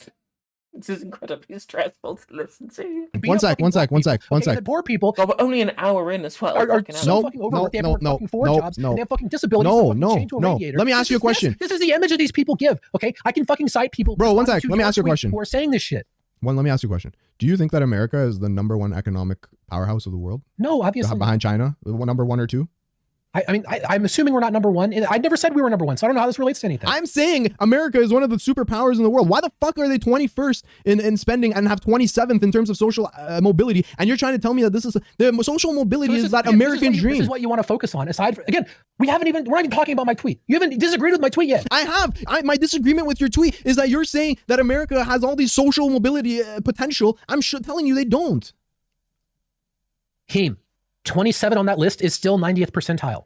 No worries, dude. It's much appreciated to have you in the stream today. Hope you're doing well. Yeah, that's usually what happens with me. I usually have, when I'm working, I usually have Chud on. But luckily I have a day off and Chud has a day off, so I'm taking responsibility to be the person doing the daytime stream. Why is your expectation so low? What do you mean low? You're literally telling me, okay? I'm telling you that fucking all these reasons that things are actually pretty fucking good. When you compare it to other countries, when you compare things to the fucking historically, no, obviously they're not perfect, okay? But they are pretty fucking good. And it is not healthy to make this like catastrophizing everything. No, I agree that the catastrophizing is not why good. Are you doing it? No, because you're doing the opposite. No, hang on. Pretty fucking good. Dude, yeah, it should be better. Things should be better. We should have better policies. What you're doing, dude, what you're disagreeing with my tweet. I am disagreeing with your tweet because what you're doing is going. Okay, I'm telling you. I don't think. Cite something that. What if I told you, Doomer? What if I told you, Doomermedia, that even the countries above the United States, above the 27th best ranked country in the world with regard to social mobility, are also doing a really fucking shit job because capitalism fucking sucks, right? These systems are bad. They need replacing. Why is it the only country in Europe that's reducing its homeless number is Finland? They're all doing badly. Homelessness is still a problem. None of these countries are solving these fucking issues. And you saying, oh, the United States is doing well because it's 92nd in social spending. The system doesn't fucking work. Simple. Get the fucking picture. I said, cite something that I actually said and explain why I'm wrong. I'm telling you. You are jerking off the American system as though the outcomes are amazing. I'm telling you right now, when you say, when you say the reality is massive potential for social mobility exists, we already have huge spending. Huge is a relative term. If 21 other countries that don't have the economic fucking abilities that America has are outspending you in social spending, and your outcomes are 27th place behind countries like Canada, Luxembourg, Japan, South Korea, all this shit, what do you mean? How could you possibly defend that take? And how could you think I'm agreeing with you? Do I just need to repeat myself again? I don't understand. My take could be correct if we were number 50 on that list. This isn't about, is the United States fulfilling its possibility as an economic powerhouse, okay? The question is, how fucking bad actually is it to be poor in the United States? Really fucking bad, you stupid cunt! Jesus! I have a fucking entire Word document full of shit. We haven't even gotten any of that shit. Okay, we immediately go to exactly what I said, which we're talking about fucking disabled. Well, it's actually good because there's a bunch of homeless people in Mumbai. Okay, brilliant. There's loads of homeless people in Mumbai. There's loads of homeless people in LA. These homeless people are all bad. Both countries are doing badly. And just because the United States ranks higher doesn't mean it's good. Like fucking homeless people, we go to the fucking 100,000 worst people in the entire fucking country. We go immediately there, and then we come here, and now it's like, oh, everything is fucking terrible because the United States is only 90th percentile. That isn't even disagreeing with me. When you say 90th percentile, I wonder where it would fall in terms of developed nations. It probably wouldn't be doing very well, would it? Every developed nation is doing pretty fucking well. We could be 99%. And a lot of them are doing. Wait, what's that? No, they're not. Relatively, maybe so. But in terms of actual outcomes and improving outcomes to the point at which homelessness might actually fall, they're all doing badly apart from one. And a lot of them are doing better than the US with less economic ability. Dude, I didn't dispute that. You're acting like America is some amazing fucking place for poor people. It's not. To be poor in the United States is very difficult. Stop. I want you to cite something that I actually said and explain how you disagree. Because you keep putting Okay, let's keep going. Let's keep going. And don't think. So let's keep going. Okay, let's keep going. And explain why I'm wrong. Okay, when you say that the reality is massive potential for social mobility exists, we already have huge social spending, both of which I already disagreed with. Okay, 2 points I already disagreed with. And a homeless person in the US has more opportunities in a life than a king would have 300 years ago. One by one. Okay, what's the first thing you said? The first thing I said is that when you say America has massive potential for social mobility exists, I disagree with that. Let's pause there. I disagree with that. Okay, what percentage of people, if they made perfect decisions, would be able to get out of poverty? I don't know. You can't just keep saying, I don't know. I look at the outcomes, bro.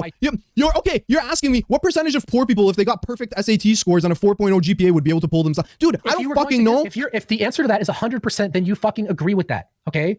So you don't get to cite it as something you disagree with when you actually agree with it. And every single fucking person I've talked to agrees with that. They agree that every single person has the capacity to get out of poverty in the United States. So that is a fact, okay? What is the next thing that I said? So you're saying that because if someone... I have the possibility to knock down a brick wall if I run into it enough times. Doesn't mean it's gonna fucking happen. Makes perfect... I'm saying that the words that I you're said basically saying... Okay, let me get this straight. Let me just get this straight. You're saying that basically because everyone has the potential to create a startup company and get rich, that it's fine. That's basically what you're saying. No, you just burned a straw man. I'm not talking about getting rich. Or pull themselves out of their situation if they make the perfect decisions. Literally everyone. Okay. That's a fucked up position. They're so disabled they can't work. Those people can't. But that's why we have government programs to help those people. Okay, so that was my first point. The second one is when you said that they have huge social spending, I already disagreed with you on that as well. What is your idea of huge as a percentage of GDP? Dude, what I'm saying is America... Doomermedia. Wait, I'm going to explain to you. I'm going to explain to you. America touts itself as the I don't give a economic shit how America touts itself. I care whether the social spending is huge or not. I don't give a fuck, okay? I don't give a fuck. What is huge? What percentage of GDP should be social spending? whatever percentage is required to not be doing shitty in social mobility. Okay, sure. So let's just ask you a few questions. Do you think that Spain and Greece and Portugal and Norway and Germany have huge social spending? It depends what you mean by huge, relative to what. Does that meet your criteria? Like a big raw number? Yeah, I'm sure it's billions of dollars. What's your point? My point is that their percentage of GDP social spending is almost identical to the United States. There's not much different. Exactly. And what I'm saying is the inefficiencies in the system are making it such that the outcomes are shit. The outcomes aren't that different. Okay, I don't know. Okay, let's move on. Then Hold on. I mean, they are different. Germany is higher because their outcomes are better. Still not good. There's loads of homeless people in Germany as well. But at least the outcomes are better in that case. So I've got a sponge finger in my mouth.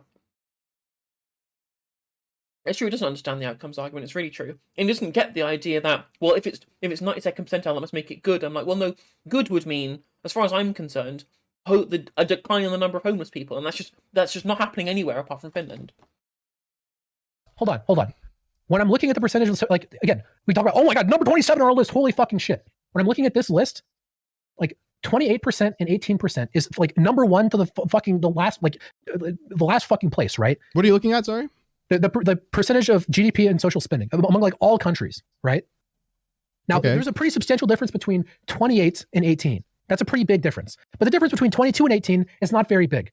Okay, So you're saying America spends 18% of GDP on social spending? Yeah. Yeah, and a lot And they have one of the people big. are fine with. Again, you're the one arguing semantics or the use of the term huge. Okay, the United States spends a lot of fucking money. Inefficiently, dude, inefficiently. You don't just get to throw that out as though we don't. Did I mute myself there?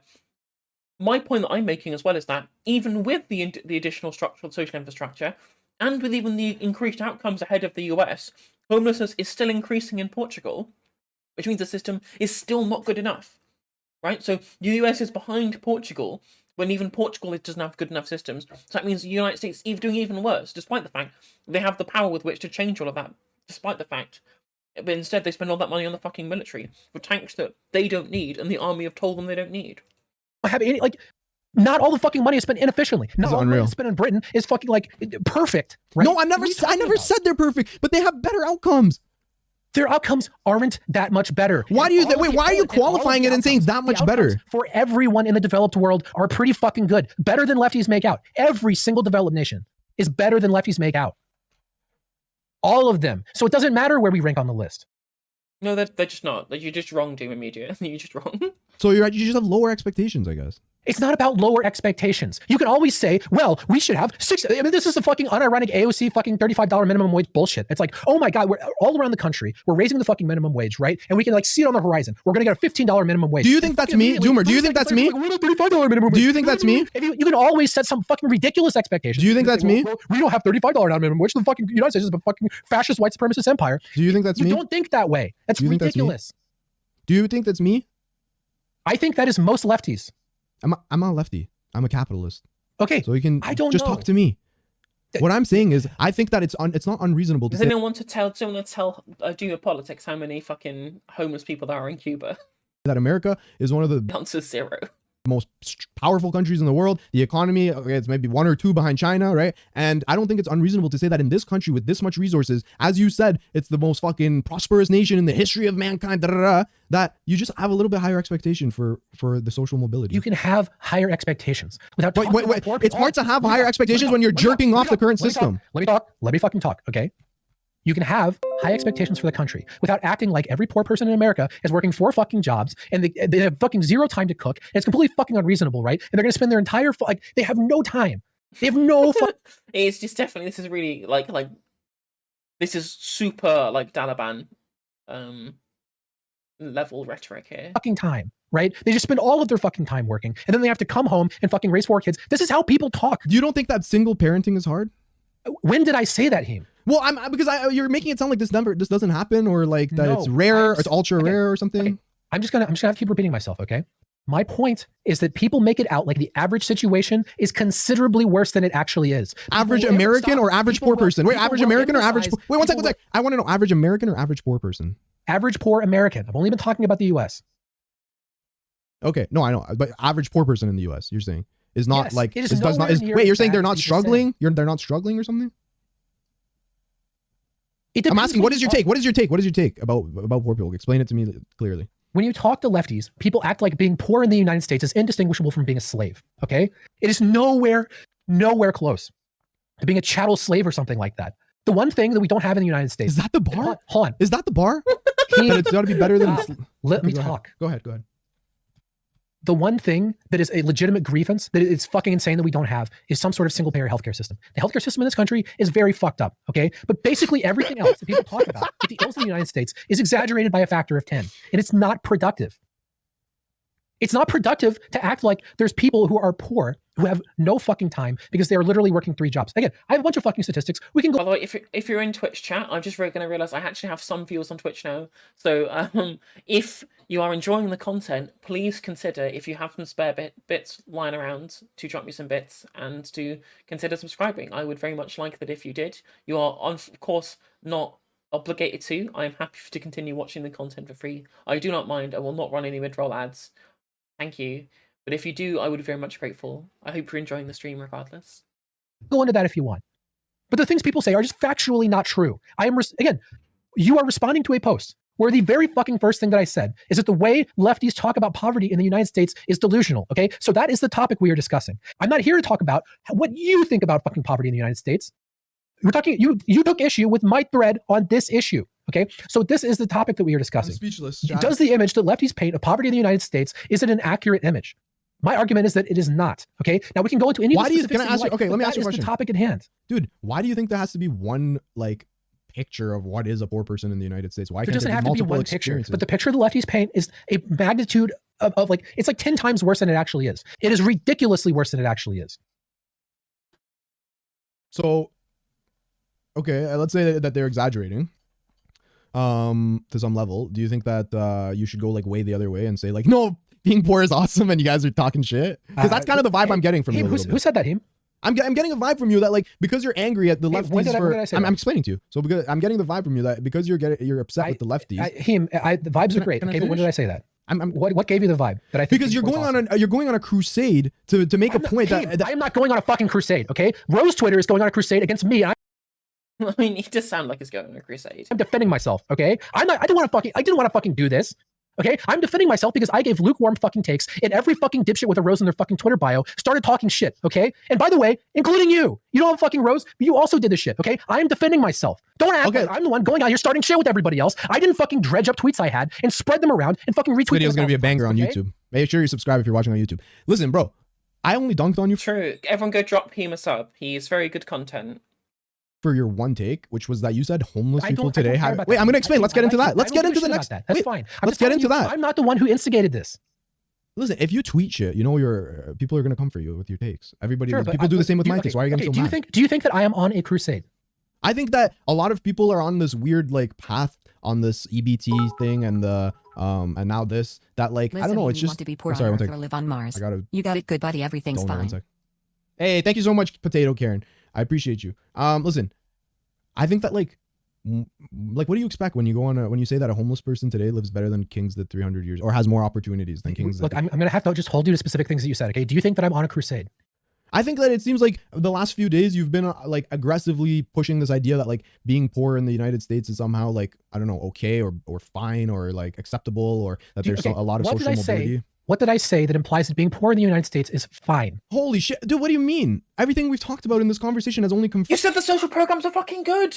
You said that people were better off than a fucking king. You said that it would be, you know, everyone has like an ability with which they can get out of poverty. Like the idea that some level of ability is all you need to be able to justify those systems being good. Jesus Christ, Doomer.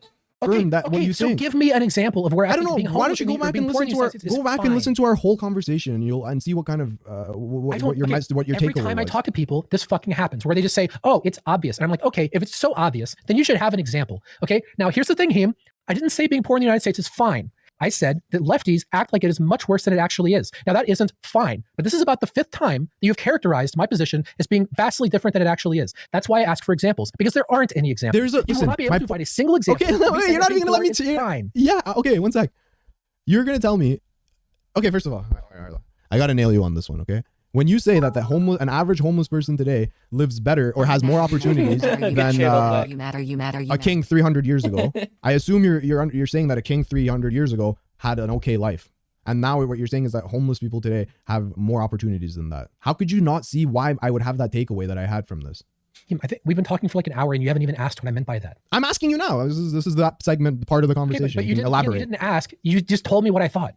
You just asked me, why did I think that you're like going on this like thing that being poor in the United States isn't that bad? I'm telling you, this is my interpretation. Yeah, go ahead. You can explain it. Okay, sure. So first of all, it is connected to the first tweet. The purpose is to I'm eating sponge fingers and drinking monsters to piss off Doomermedia. Look at my horrendous consumption. is to give context, right? Except my horrendous consumption is money that I got from my job rather than money I got from the government. So apparently all of this garbage and healthy shit is okay. And to remove the idea that being poor in the United States is basically the same thing as being a chattel slave, which is not an exaggeration. That's how a lot of people talk about this. Now, the purpose of the comparison is to illustrate how fucking good the world is today. It's so fucking good that even if you are homeless, things are pretty fucking good. That is the point. How? Now, What? Why? Okay, go ahead. I'm Okay, sorry. I didn't mean to interrupt. explain. Go ahead. What? Go ahead. Okay. Whatever, go If you ahead. talk about, for example, healthcare in the United States is, like I said, the worst thing for poor people. But even being homeless, you have better access to healthcare now than a king would have had hundreds of years ago. Healthcare back then was fucking terrible. Okay. You could talk about access to information. You can go to a public library and open Wikipedia. You would have access to more information than a king would have had. That's not like a function of society, though. That's just a function of the way in which technology and information progresses over time. 300 years ago. These are just two things that homeless people objectively have better, even though they're fucking shitty. They're still better. It sounds ridiculous, but it is not ridiculous. Have cars. The one major thing that a homeless person can't just get that a king would have had is access to land. But basically everything else in the world is so fucking much better that even a homeless person nowadays is doing pretty fucking good compared to people back then. Again, Yeah, like how many homeless people have iPhones, but how many 300-year-old kings have had iPhones? Checkmate, old school monarchies. You don't have shit compared to my iPhone. we could go down the various lists of ways that we could try and analyze how good it is for the average person. We could talk about life expectancies almost tripling, right? We could talk about any number of things. But the purpose, Heem, is what I said in the initial tweet, to correct a distortion that is put forward by lefties that things are fucking horrible when they aren't. Things could be better. Things could be a lot better. We should advocate for better policies to make things better. But we aren't serving anyone by acting like things are absurdly bad when they are not. The purpose of comparing a homeless person to a king 300 years ago is to emphasize that. And it sounds ridiculous, but it's actually not that difficult. So you would rather be a homeless person I today? would much rather be a homeless person today than a king 300 years ago, yes. Why? Because medicine has advanced? For every reason. What, again, for every conceivable reason. Do you think living fucking 300 years ago would be fucking great? If you're a king, yeah. Why not? It's questionable. What's questionable about it? Lots of, hey. The fact that he even has to discuss this is just crazy to me. But hey ho, let's continue with the wild take. There's no internet. There's no television. There's no modern healthcare. Okay, Dude, do you There's think? no Oh my! This delicious is the chicken most nuggets. dumb fuck take I've ever fucking heard. Do you think the kings of 300 years ago? True. Yeah, it's literally like you say world is bad, yet you have an iPhone. Very strange. I can Knew that they don't have access to internet? That's not the fucking question, Heem. The question is, would you rather be here or there with what you know now? I would rather be living in comfort. Yeah, I absolutely 100%. I would rather. Sorry, Sarah Vane, we're still on the same debate. I would absolutely 100%. If you'd said no justice, would you like to give up everything you have now to be the monarch of a country 300 years ago? Give me the monarchy every fucking time, every single time. How's that so controversial for you? Heem, you are living in comfort. We are. I am now. Yeah, of course. Wait one sec. Of course, I am. I have a roof over my head and a salary. Dude, like just YouTube. Just YouTube is enough for me to give it up. YouTube is fucking amazing. The fucking internet. Again, people are the food kings had access to. Again, we have access to all fucking kinds of food. We have access to so fucking much. Fucking lefties act like life is so fucking bad. Like, when do you need someone named fucking Doomer to come in here and tell you how life isn't that shitty? It's fucking incredible. Dude, life is incredible. I love life. I advocate for hard work. I advocate for I tell lefties not to be Doomer. but the way you word your shit is you're begging to get fucking ripped apart. I think if you polled 99% of people would rather be a king 300 years ago than to be a Right, okay, so let me address something here, right? And I have to address this because it's going to destroy the discourse forever. Lefties on Twitter are fucking idiots. They're so stupid. A bunch of dumb fuck Marxist-Leninists who literally pull all of these garbage takes over and over again, continue to poison the discourse with just how, because they're all fucking 17-year-olds who've only just discovered the fact that Lenin existed, right? And they somehow think that they're somehow politically savvy and they understand that they can build some kind of utopia, right? These people are fucking stupid. They're so stupid, but they all love each other and they all promote each other's shit and their tweets go everywhere and go viral.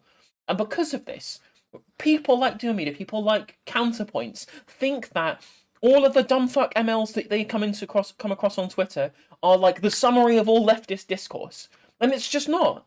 They just see, you know, Stan 420 on Twitter say some ridiculously stupid take and think, well, if this oh god, fucking online lefties don't know what they're talking about. And I'm like, this is just even though I think they're a microcosm, like these online MLs, I think they're a microcosm with regards to this discourse, right? The fact that they all, you know, hug box each other on the internet all the time, it means they get unnecessarily promoted in the algorithm, and because the takes are so stupid, they also get boosted in the algorithm because Twitch thrives off of the contention.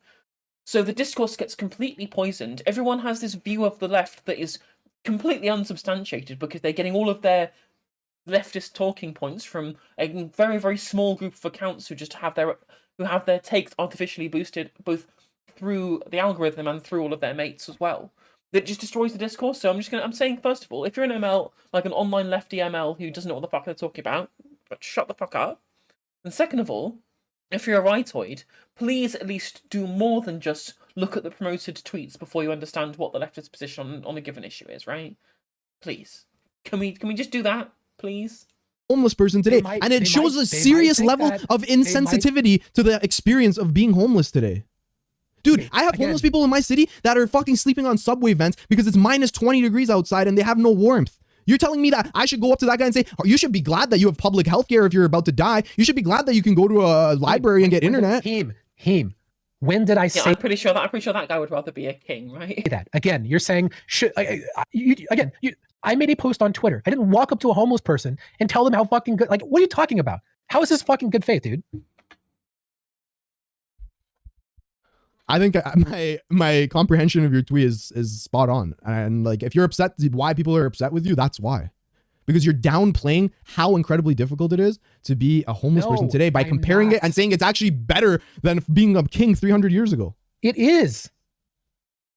How? How is it better apart from just like you have iPhone and you have internet?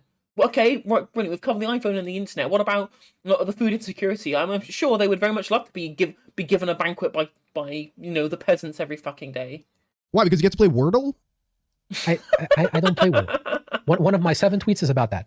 But no, because the modern world is fucking amazing and no one appreciates it because they're a bunch of fucking terminally online fucking losers and their entire life is built around an ideology fixating on how bad things are. No one's saying that the world now is worse than it was 300 years ago. No one's saying, damn, I really wish they'd never invented the loom, otherwise we wouldn't have the industrialization that's led to the world we have right now. No one's fucking saying this, Doomermedia. No one's saying they would rather go back and live being amongst the fucking Tudors, right?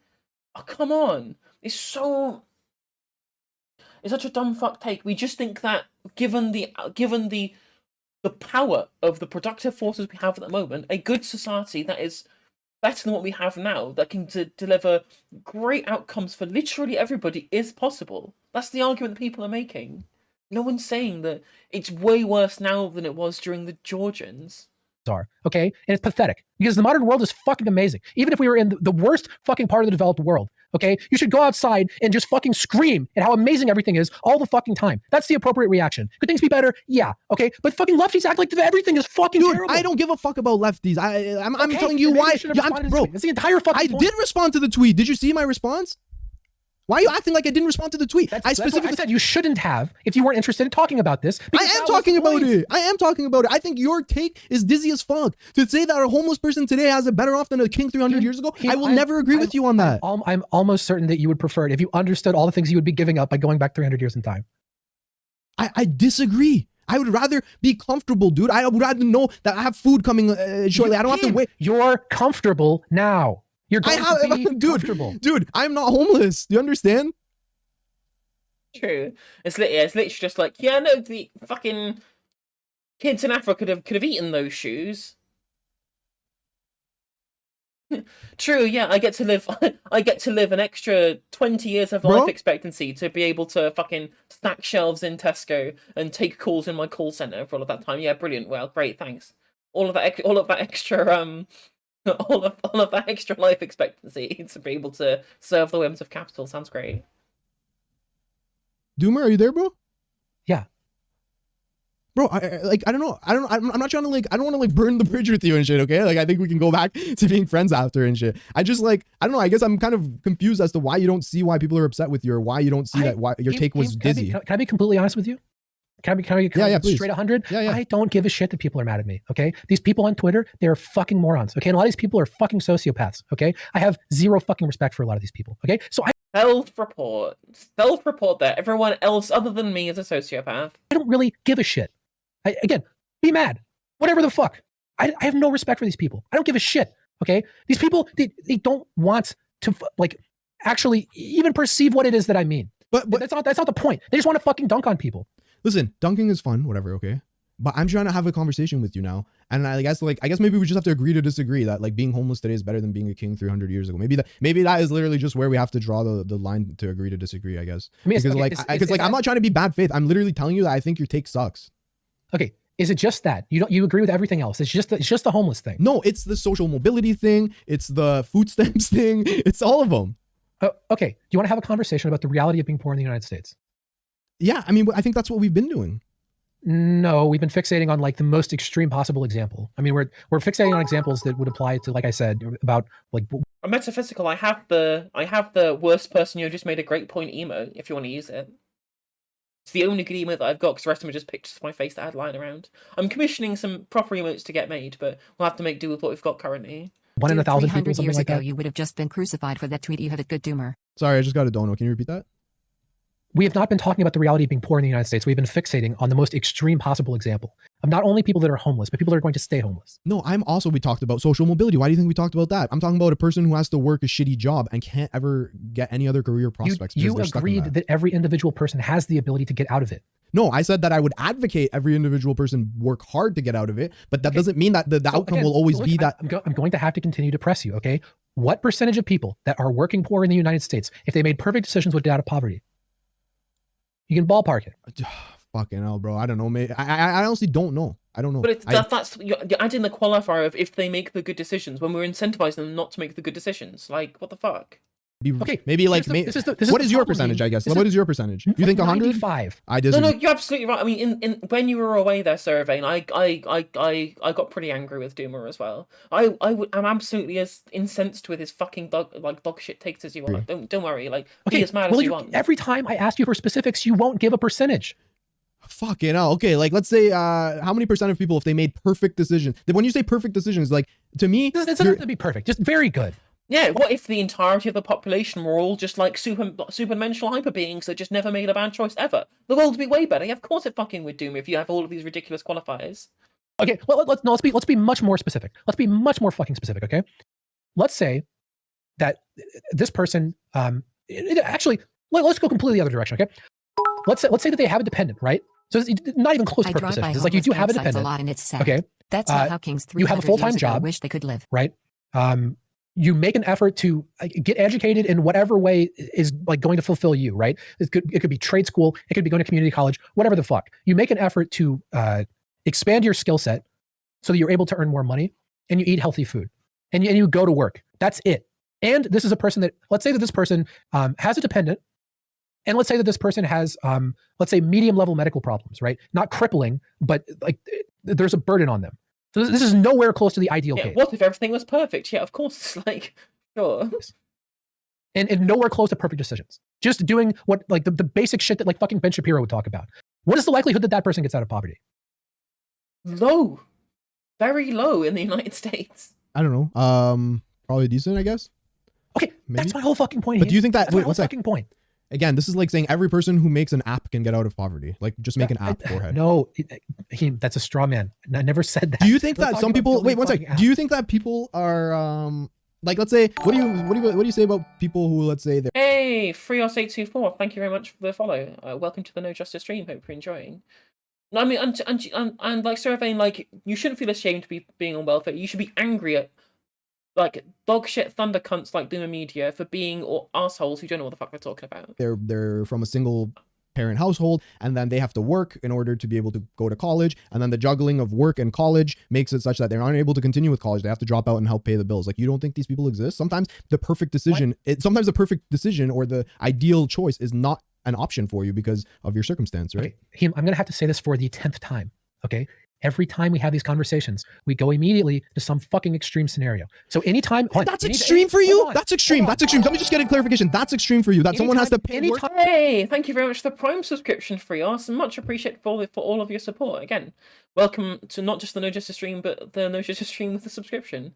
I hope you're enjoying your time here. I pay for college. Anytime you say you don't think this person exists, you're talking about an extreme scenario. No, I'm phrasing it like that. I'm phrasing it like that so that you clearly have to agree with me.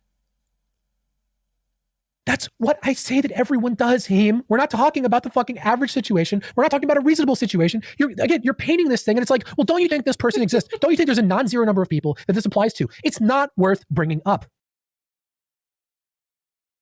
But the situation of everyone making perfect decisions is worth bringing up. I didn't say perfect decisions. In fact, we went way the other fucking direction from perfect decisions. And by the way, the reason that gets brought up isn't because of anything that I said. It's because of fucking idiots in my mentions that fucking put that straw man on me. That's something I fucking said. Okay. I don't know. I guess it's just like, to me, it seems like there's a lot of parent house is extreme. Yeah, like you said, being homeless. Someone just made a good donut. You said being homeless is better than being a king, but being in a single parent household and having to work through college is an extreme case. Like, come on, bro. No, I was responding to the way that you worded that, which was, don't you think this person exists? Because I want you to say, yes, this person does exist. It's very common. Not that it's extremely rare. Okay. Don't phrase anything in the form, does this exist? Okay. It's going to trigger the. I love that this debate has gone on so long that you can see that the light is now not shining through my window and it's now getting dark. Fuck out of me. Okay. Let's talk. Exactly. He just thinks that people who live on the periphery should just be discarded from the conversation. But the average circumstance of a poor person in the United States. So let's say 30% of people in the United States are poor. We just throw out a ballpark number. Now, if you wanted to talk about the usual definition, it would be like 12%, because the number of people that are living below 2x the poverty line is about 12% of the country, right? So we can go anywhere on this map you want. We can talk about 5th percentile people. We can talk about 15th percentile people, right? But I want to paint an image of what this actually looks like. Because when I talk to people about this, again, we always go to this super fucking extreme shit about how fucking bad it is. Every fucking time. So this is what I want to do. Can you talk to me about the normal experience of being poor in the United States and what that looks like? I would say what I had mentioned isn't very unexpected or like rare. That I would say probably a lot of people who are poor are from single family. Okay, can we agree that a lot of people who are poor are from single parent households? 2% of people are living. It's mostly people who live in poor areas, who didn't have well-off parents, usually in dense urban areas where, the housing costs are pretty high as well. That's what I would say is a usual situation for being a poor person. The minimum wage. How bad do you think living on the minimum wage is in my state?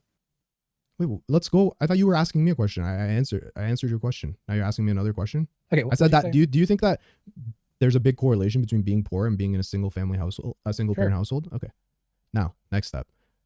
Do you think that someone on a single parent household income who's not, they don't work they're not a CEO or something like that, or management class, they're just a worker at a factory or Amazon, whatever. No, we've not got to that yet. I usually start off my streams with like a video react so I can get people into the stream before I actually do the conversation where chat was likely to have some kind of input into it. So we've not covered that yet. So there's still plenty of time to talk about Destiny and Mind Waves. Do you think that this is a rare situation, or do you think that it's pretty common? What, that someone who's working poor has dependents? No, like that someone is, first of all, a single parent and also works like not as a manager. They work just like a regular job. I mean, it depends what you mean by common. I mean, I think we're talking about the population at this point. What? I mean, I'm just telling you, like, factually, it's not common. Single parent households are not common? I mean, if you're talking about living in poverty, like, yeah, this is a small number. Again, you're saying common, Holy shit, I'm going to kill myself. but again, if I go to look up common, this isn't common. This is nowhere near common. We're talking about less than 5% of the population. So just to be clear, it's not less than 5% of the population are single parent households that are poor. Hey, to be clear, That's like hundreds of thousands of people. approximately 10% of the population are working poor, right? So even the number of people that are working Okay, poor, I'm all- That's millions of people, Doomer. That's millions of fucking people you're talking about there. even the number of people that Okay, are I see what you're saying. working Yeah, poor yeah, and then half of is those. not common. Okay. We're talking now. So now we're talking about approximately half of those. So again, all these words get thrown around. You're talking about the Factually, total it is not population. common. Yeah. Okay. So when you say working poor, would you consider someone who works at an Amazon facility working poor? I mean, the definition that's being used here is living on less than 2x the poverty line, which is approximately $25,000 a year. I mean, I'm not even talking about that. I'm going to bring it up. I'm going to say, let's say 40. I'm actually guessing that Amazon workers probably make more money than people expect. Okay, so what I'm saying is, how many percent of people? I mean, if you're going to talk like specifically, Amazon is one company that does at least pay $15 an hour, rather than a lot of people who work in small businesses where they're probably only getting paid 10, 11, or 12. Go back to it again. Do you think it's likely or unlikely, or how many percent of people are single parent households, okay, who are hovering around the, low wage or, 1x below the median or around the median? Like, that's got to be a high likelihood, right? With what qualifiers? Sorry, I was looking at the Amazon thing. Amazon people actually do not qualify for this. They make more than this. Okay, but I'm saying is, okay, let me try to explain this again. You're drawing this line of 2x below the minimum wage, 2x below the median wage, okay? I'm saying No, it's 2x the poverty line. I mean, this is not my definition. It's that I tried to find I know. basically the Fuck, source is that he would be gonna most in your gauge? favor. The number people seem to use is 2x the poverty. I'm trying to say a number that's even more in your favor. I'm saying forget the 2x the line. Let's talk about someone who's just like slightly below median, or in that working. They don't have to be poor. I'm talking about regular, like 40K a year. Yeah, 40K a year. Yeah. Okay. They work a regular job, nothing crazy. They're just paying the bills, whatever. And they're single parent households. Do you think that's common, or it has to be, right? I mean, I don't know exactly. Again, it would depend exactly what you mean by common. We're probably talking about. Yeah, he is just stupid in classes. Yeah, that's true. He is. He just doesn't understand. That's sad because he lives on government assistance. He's at work. He works minimum wage right now.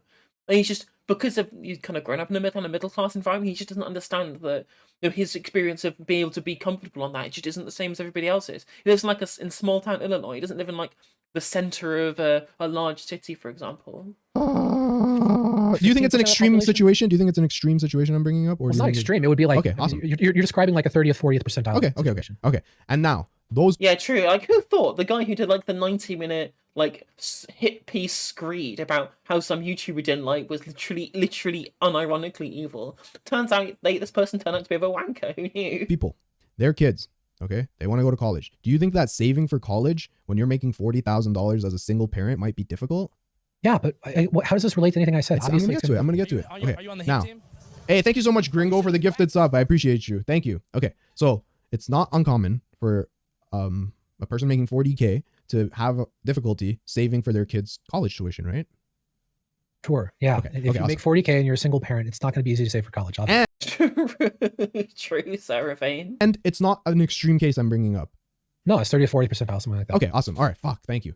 Now, what I'm saying is that kid, okay, who's now ending high school, has to make a decision for himself. Am I going to go to college, or am I not going to go to college? Now, a lot of people will choose to go to college because you and I will both agree going to college is probably the best decision someone could make in terms of, their financial prospects in the future, right? I mean, it's like objectively the right decision for I mean, some people probably wouldn't want to go to college immediately, but at some point in life, it's like objectively correct for basically anyone to go to college. Okay, perfect. All right, so far we're in agreement. Now, what I'm saying is, earlier you were saying that if someone makes the perfect decisions, they can pull themselves out of their socioeconomic class and improve their outcomes, right? This is the thing I'm building on.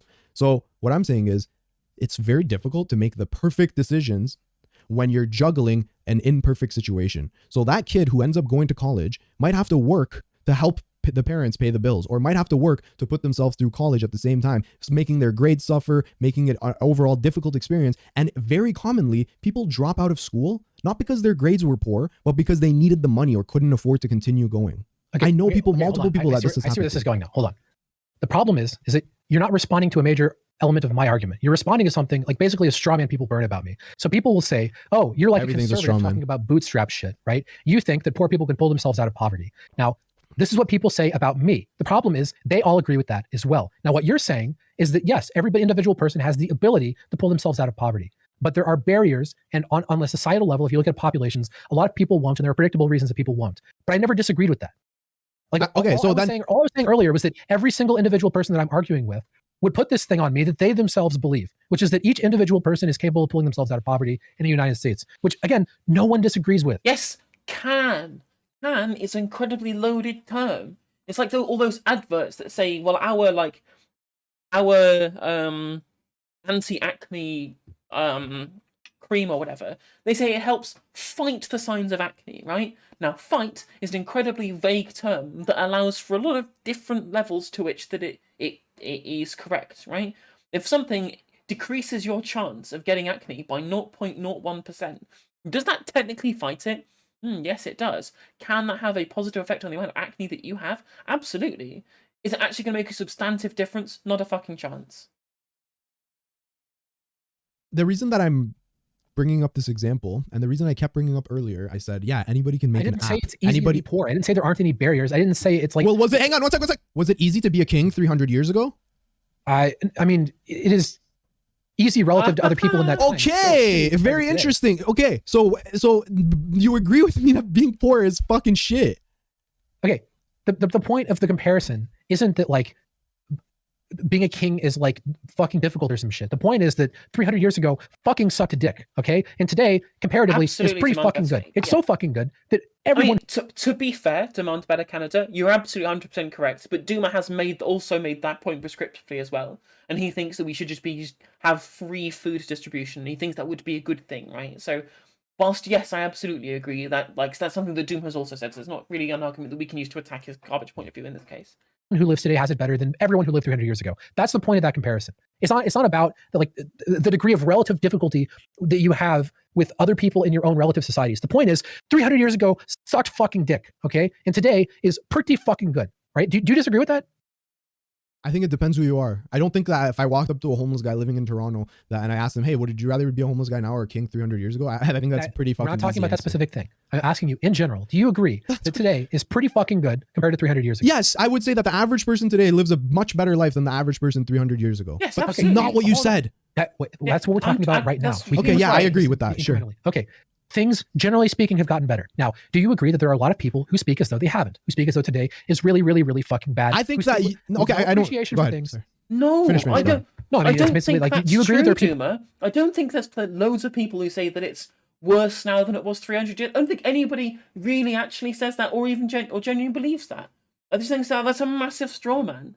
But things are just bad now because things would be better if we made better decisions with the policies that we make. Especially when there are countries and societies and economic systems that have been shown to have just markedly better outcomes than what happens in the United States. Yet they won't put the policies in place to be able to mimic those successes. That's the argument that's being made.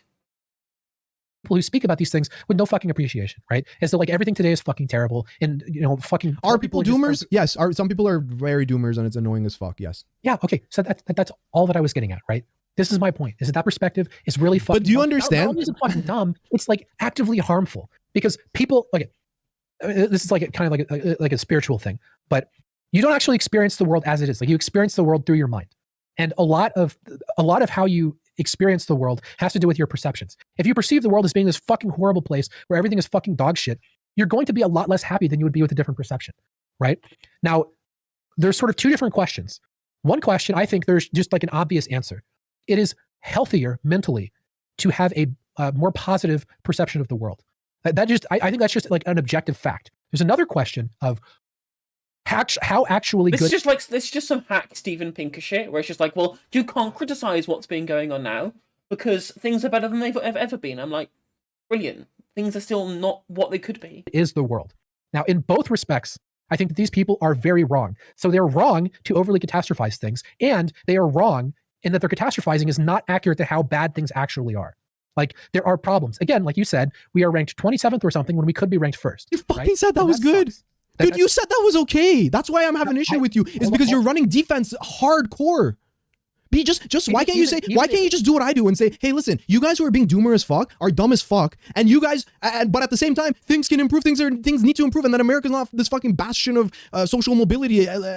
You know, in my opinion, you have swung completely to the other side, just as bad as they did.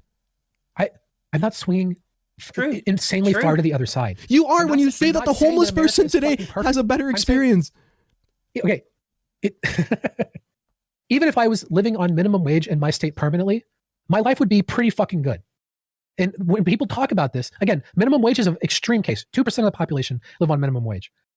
It's still not anywhere near as bad as people make it out to be. People make it out to be you're living on minimum wage. Like, holy fuck, your life has to suck so much. It really doesn't. Things can be pretty fucking good. Like, again, there's so many fucking amazing things about the world that are free, that everyone gets to experience. And there's a lot more fucking amazing things about the world that are affordable. I mean, the fucking lefties talk about this shit like no one can afford a housing. Like, you can live on... We can afford it because it's being built by fucking slave labor in Bangladesh. It's being, you know, all these things are being flown around the world in incredibly wasteful ways that exploit the worst of people in the world, right? Like, the chocolate that we eat is from cocoa beans that get exploited that are literally picked by fucking children. Like, that's the reason why people in the West specifically have such a good life, because we exploit the fucking global South. Simple. Fucking minimum wage in my city and have like a pretty fucking nice apartment. I know because I do live on minimum wage and my apartment's not that fucking bad. Like, people exaggerate how fucking bad these things are.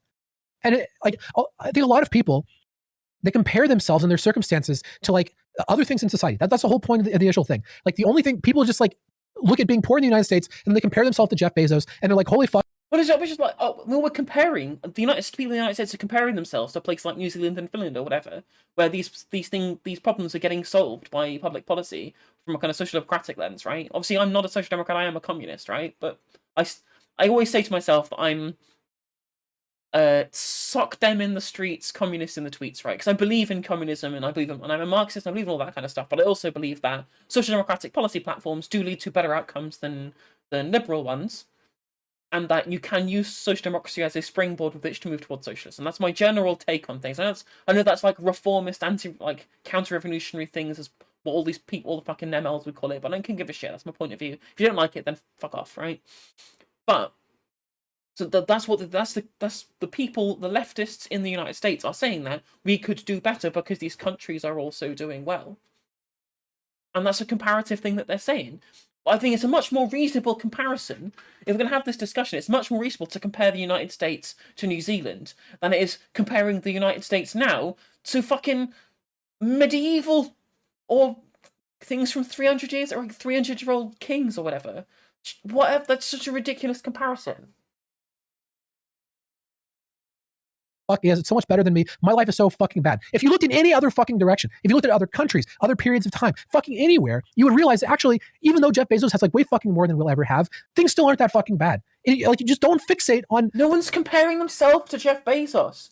They're making a judgment about the fact that the system that's created has taken all of that wealth and allocated it so fucking terribly inefficiently. That's the criticism. People aren't saying, I want to be like Jeff Bezos. They're saying that this wealth that's been created could have been distributed in a way that maximizes outcomes for everybody, rather than concentrating in a single place. God, it's so frustrating dealing with these people. We don't even know the fucking arguments. Like, this fucking like class antagonism shit. Even if you are at the bottom in this society, things are pretty fucking good. They could be better. They should be better. We need to make them better. It doesn't justify the way the lefties talk about this shit.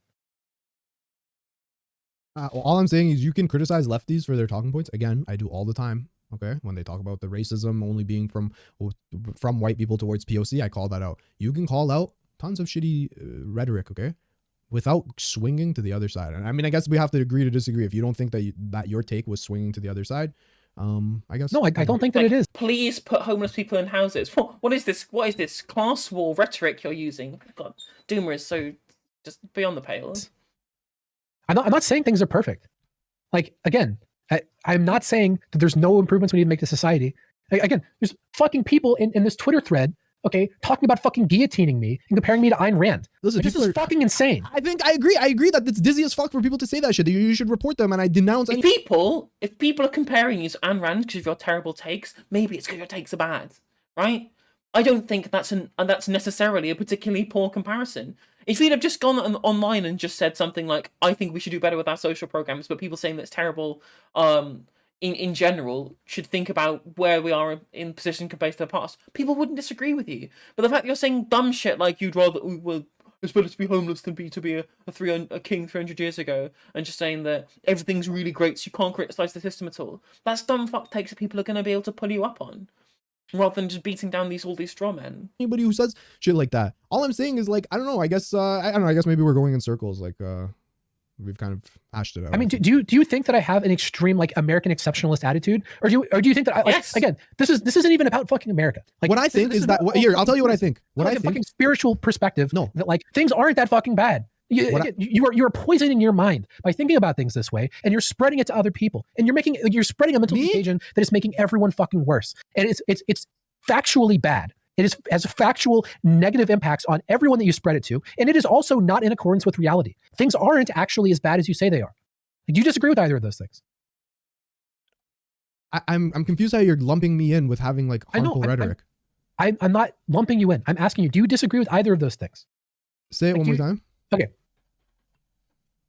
Catastrophizing about the world and making things out as though they are incredibly fucking bad is toxic mentally. It is factually bad for people. If you have this mentality, your life will be worse, regardless of your circumstances. The more you think about things this way, the worse your life is going to be.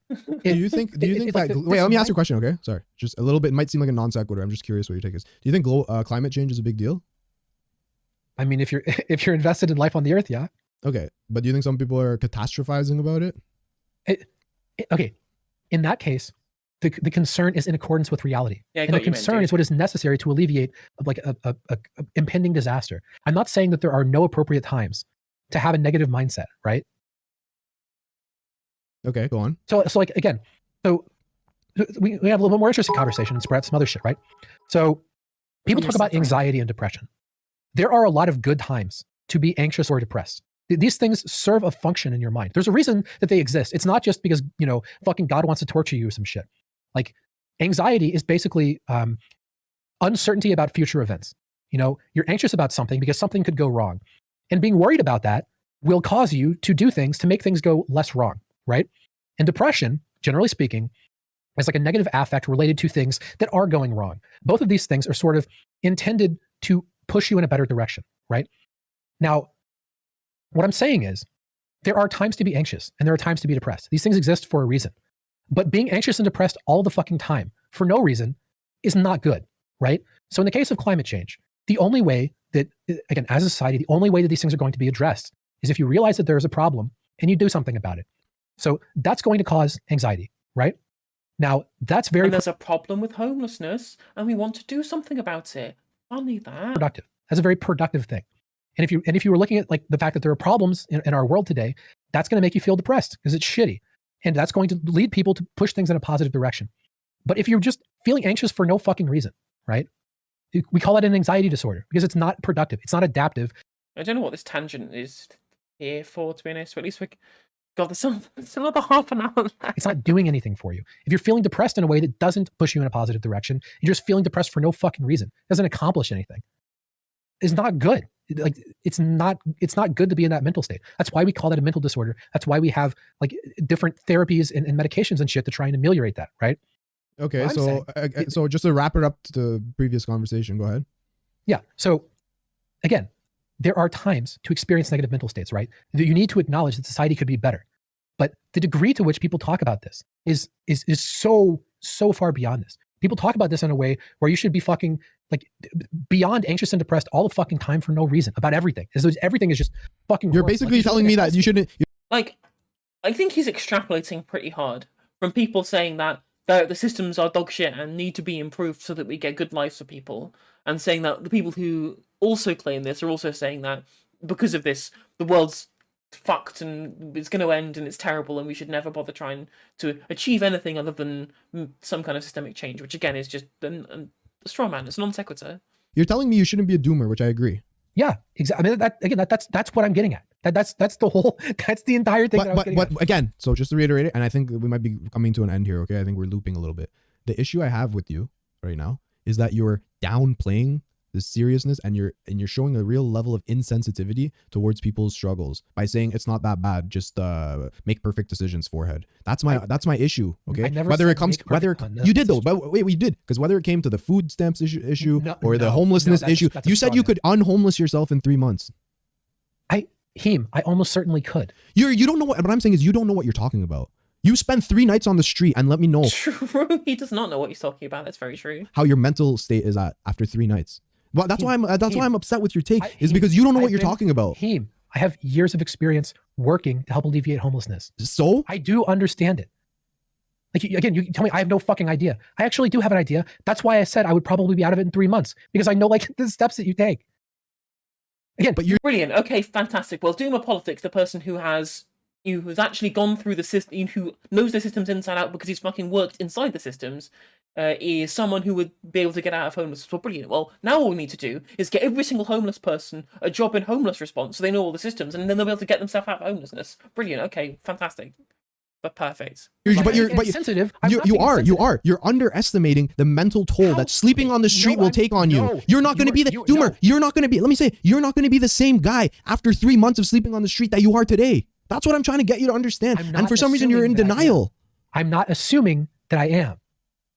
You were assuming that I was assuming that. I was not assuming that. How could you possibly say that in 3 months you could pull yourself out of homelessness? You don't know what the fuck you're talking about. You can't put yourself in that mental state of what damage it will do to you to sleep on the street. Heem, are you certain that you know what? How can you know that?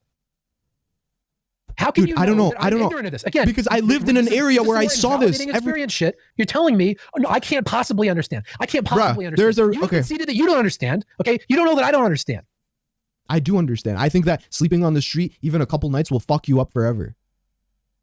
I'm like, sure, if he thinks it's really easy to get out of homelessness, then I will happily bring up the homelessness stats to show how it's oh no, it's not decreasing, it's increasing. Oh no, it sounds like there's some kind of systemic issue that needs fixing, rather than the idea that just anyone can get out of homelessness. Fucking hell. So you think that if I lost my apartment and I had to sleep on the street for like 3 nights, my whole life is just completely like everything is radically different. Like the Doomer that we Maybe know not now 3, is maybe not fucking 3 dead. months, but a couple of weeks. Yeah. Okay, disagree. Okay. I guess that's where we have to draw the line. I guess.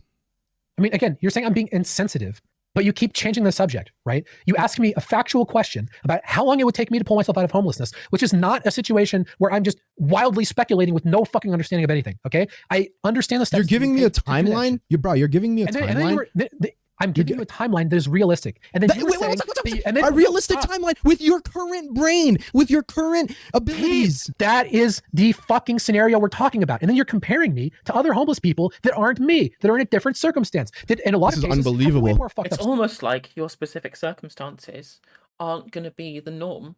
Literally everybody else Doomer Politics. Who knew? circumstances.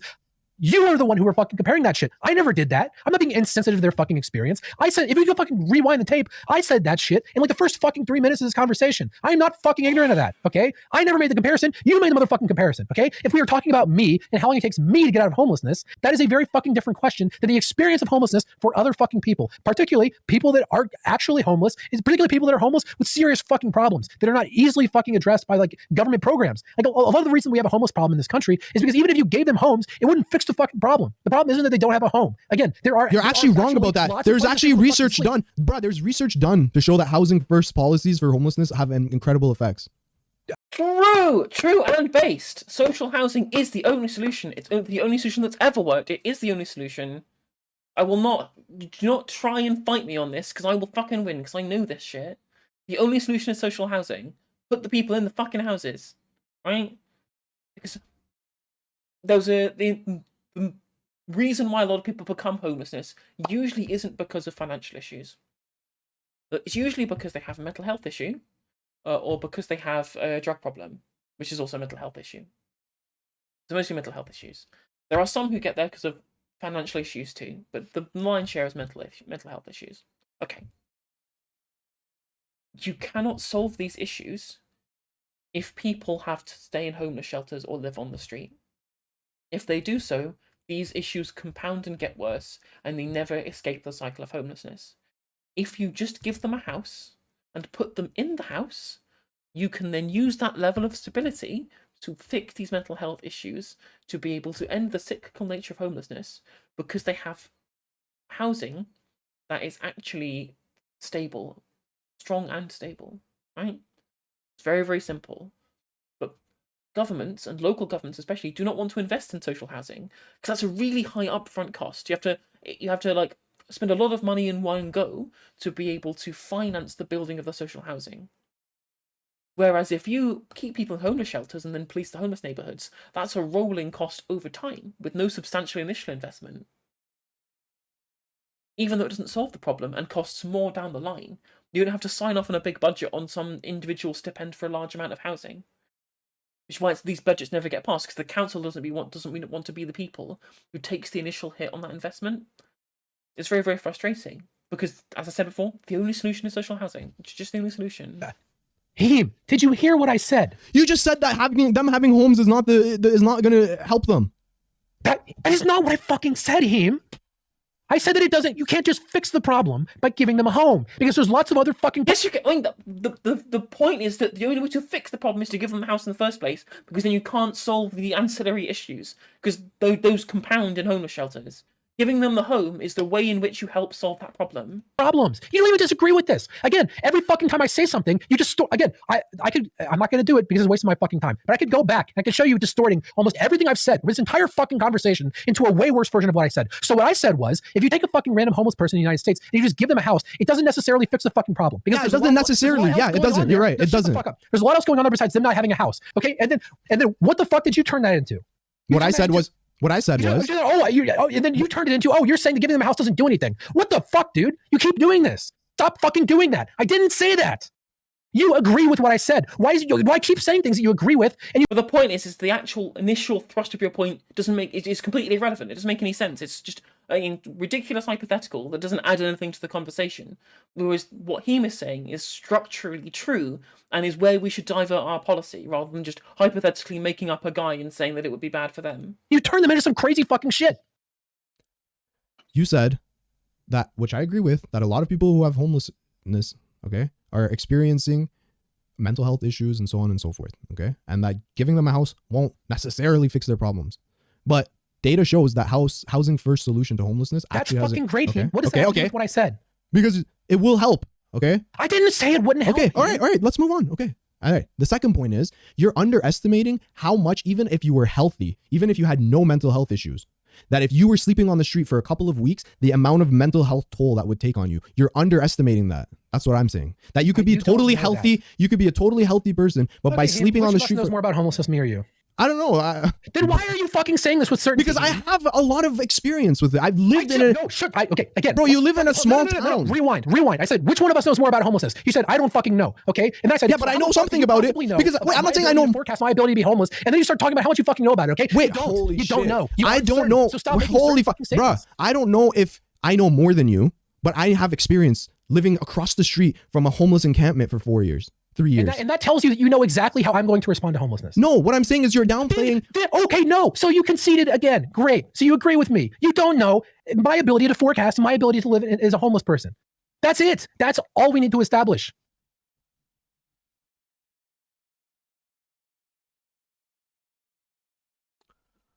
Okay. I don't know. Like, I don't know. Like, so you're telling me that you're certain that by sleeping on the street you would be okay, or that... I didn't say I would be okay. Okay. You said 3 months you would get out. Spending 3 months being homeless is not okay. I'm so sick of them trying to talk about Doomermedia's theoretical future where he's homeless, right? I don't care. I don't care about that. I care about the statistics and the data that shows about the outcomes and how we can implement policy that changes those outcomes. That's all I care about. And that's all we should care about. That doesn't mean everything's fine. It doesn't mean my life's fucking great. Okay? It means that I don't have severe mental health issues. Okay? I don't have a lot of the problems that homeless people suffer from. I don't have a serious medical issue. Okay? I don't have a fucking severe mental issue. Beyond that, I have like skills that mean that it's very likely that even if I lost all of my net worth and I had no fucking resources and I was just thrown into a random part of the fucking country, the probability that I could get back on my feet are pretty fucking good. That isn't denigrating the experience of homeless people. That's just a fucking fact. Okay? That is a fucking fact. You don't even disagree with it. But again, we have to take it this place. Oh, you're being fucking insensitive. I'm not being insensitive. Okay? Unlike all the fucking lefty dipshits and your fucking mentions, I have worked in this. I understand what it means to be homeless. I understand these steps that are required because I fucking worked to help them, okay? And every single fucking pompous piece of shit in your chat right now, I'm sure, is like, oh, you don't understand. You don't understand because I'm a fucking lefty, okay? I'm a really good person, and it's really fucking... What the fuck do you know about it? You haven't read fucking shit, okay? Not you, Heem, fucking people in chat. I'm assuming you've read something. But again, you can't just presume to know exactly what this would be like for me. Yeah, I can't presume you might be able to create an app as a homeless person. How should I know? What I'm saying is that the likelihood that mental... Is it a good faith thing to go right to, oh, you can make an app? Well, bruh, you're telling me, no, I don't know, you're making these definitive claims about how, I'm enjoying that the chat is just hashtag Doomer Homeless Challenge, which I think would be very funny. I'm telling you, it's pretty, I don't think it's unreasonable, bro, because what I'm upset about right now, okay, just so we're clear, is that I said a pretty fucking, I think, not hard to accept thing, that by sleeping outside in the streets and being homeless, that will exacerbate mental health issues and also even create mental health issues for people who don't otherwise have them. I disagreed with that. Okay, here's what I'm going to do, Heem. I'm going to lay out every single step of the process of me becoming not homeless, okay? And I'm curious, you tell me when I'm saying something unrealistic, okay? Do you want me to go through, we can go through the entire process. Sorry, I just got a dono. You have to repeat the sentence. It's very distracting. Hold off on your donos, chat. I love you guys. Okay, go ahead. Okay, I'm going to go through the process of becoming not homeless, okay? I'm going to go through every single step, okay? And you can tell me when I say something that is unrealistic, okay?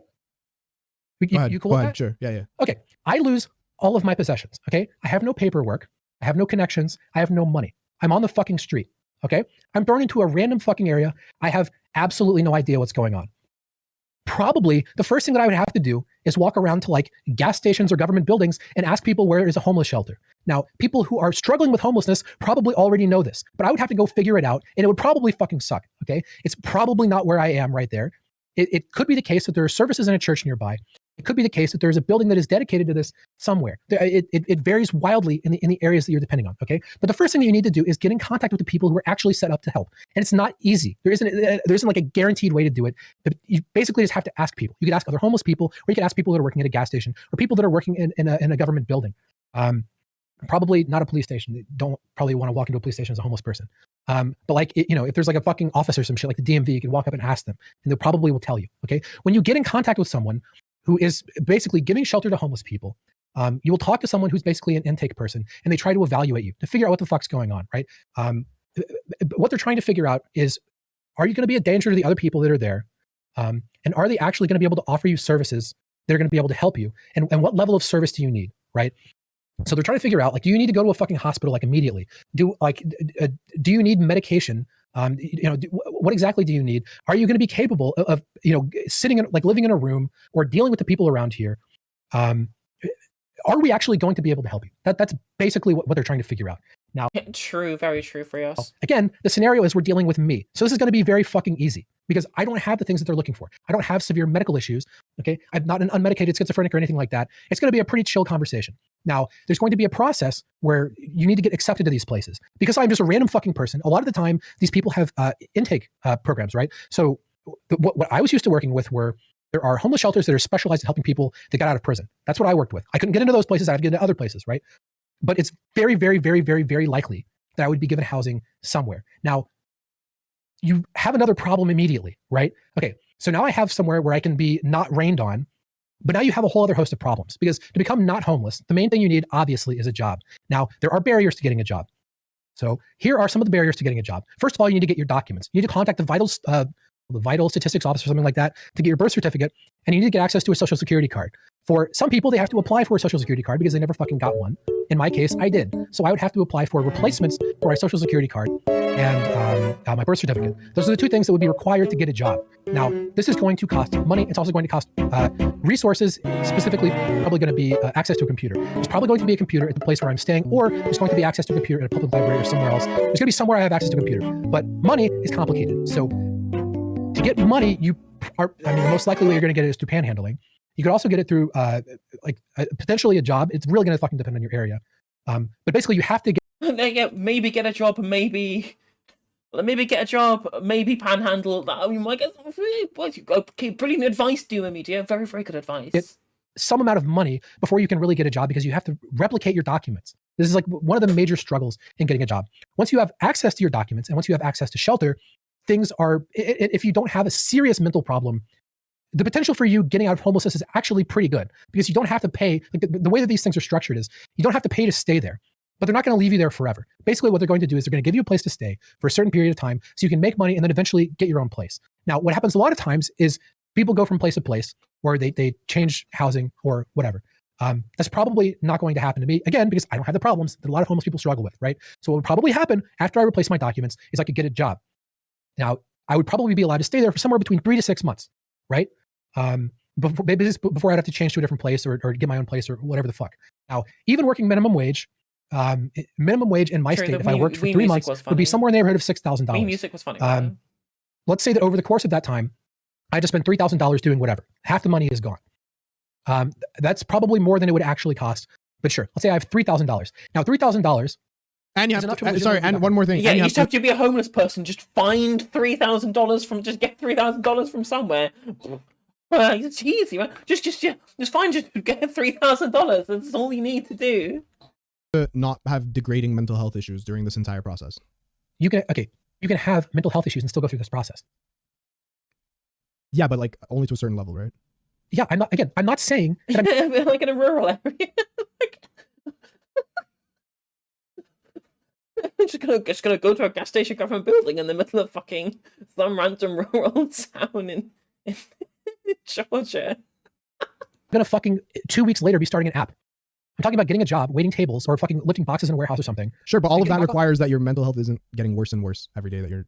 No, staying it on the street. requires that my mental health doesn't degrade so And much. you have a fucking address to be able to get all the documents sorted, and getting your social security and getting the $3,000 apparently that you need to be able to get up on your feet. Jesus. That I'm incapable of working. Yeah, of course. Yeah, that's what I'm saying. Okay, that's what I said. Obviously, it is not going to be a pleasant process. Obviously, it's going to take a toll. Okay, you can't evaluate like the toll it would take on me as good as I can. Yeah, of course. We can't predict the future. Yeah, of course, obviously. Yeah, so that's all I'm saying. Like, What I'm saying is, I you feel like presume that I'm just going to I'm just No, gonna of be the course, fucking yeah. guy on the bike on the side of the road. Like, no. yeah, I This is so again. Do you disagree with anything that I've said? I'm laying out every single step. in how you get I out am of not here. disagreeing that there are systems in place for people to get out of being homeless. What I'm saying is it's interesting how very rare it is for people to actually pull themselves out of homelessness once they become homeless. I'm guessing that you don't actually know how rare it is. You're right. I don't. If You're I- right. Yeah. Okay. Okay, you're right. You wouldn't even ballpark it. Okay. You want me to ballpark a statistic that we could probably find? Like, I don't know. I asked no, for chatters to what find I'm it. They no saying one is, links it's me. not that you know it's not that you don't know the exact number. I'm saying that there's probably a huge fucking range, and you don't really know where it is in that range, right? Like you probably, I'm sure you would guess that it's not 90%. Okay, one sec. Right? Okay, It's not hey, 90%. hang on. I gotta take a piss. Someone in chat, please pull it up. Okay, someone in chat, please pull it up. What percentage of homeless people, once they get homeless, are able to get homeful after? Okay, I gotta take a quick piss. I'll be right back. Don't say the N-word or anything. Here's a rule. I just said the N-word. Okay. Nah, fuck you. I'm muting you. And just like, if people are getting out of homelessness when they get into homelessness, it's not cyclical, then why are the numbers increasing? You've been talking to. I don't know who you're talking to. I actually. I'm talking to Bilderberg. The point He of couldn't hear you. He couldn't hear you. You're gonna have to repeat everything. No, you actually muted me. Yeah. I don't know if you want. I don't know how mad you are. Go ahead. Repeat everything you said. I was just talking to chat. I don't know what the fuck I said. Bilderberg was saying, "What is the point of your homeless fantasy?" I was telling him, "This isn't a fantasy. I just laid out every step that you would need to take to get out of homelessness in the country." By the way, Heem fucking chat linked something and said they look more promising than you thought, but I didn't fucking read it. So I don't know. They're linking all kinds of shit. All right. I mean, I'm trying to look real quick. Let me see. Dude, chat, this is a LARP. You guys are the ones that are fucking LARPing. I actually know what I'm talking about.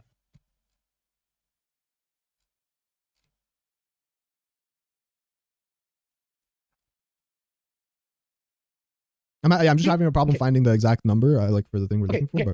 Okay, hold on. I need to address something, okay? Beatnik Breakfast just said, Doomer, you make it sound easy. I didn't make it sound easy. I described a process that sounds fucking shitty, okay? I just laid out that it's possible. Again, who cares whether it's possible? Hey, Saul BFX, thank you very much for follow. Welcome to the No Justice stream. Like, again, just because you say it's possible doesn't make it likely or easy or well designed, or it's a poorly designed process that is bad. Again, just because it's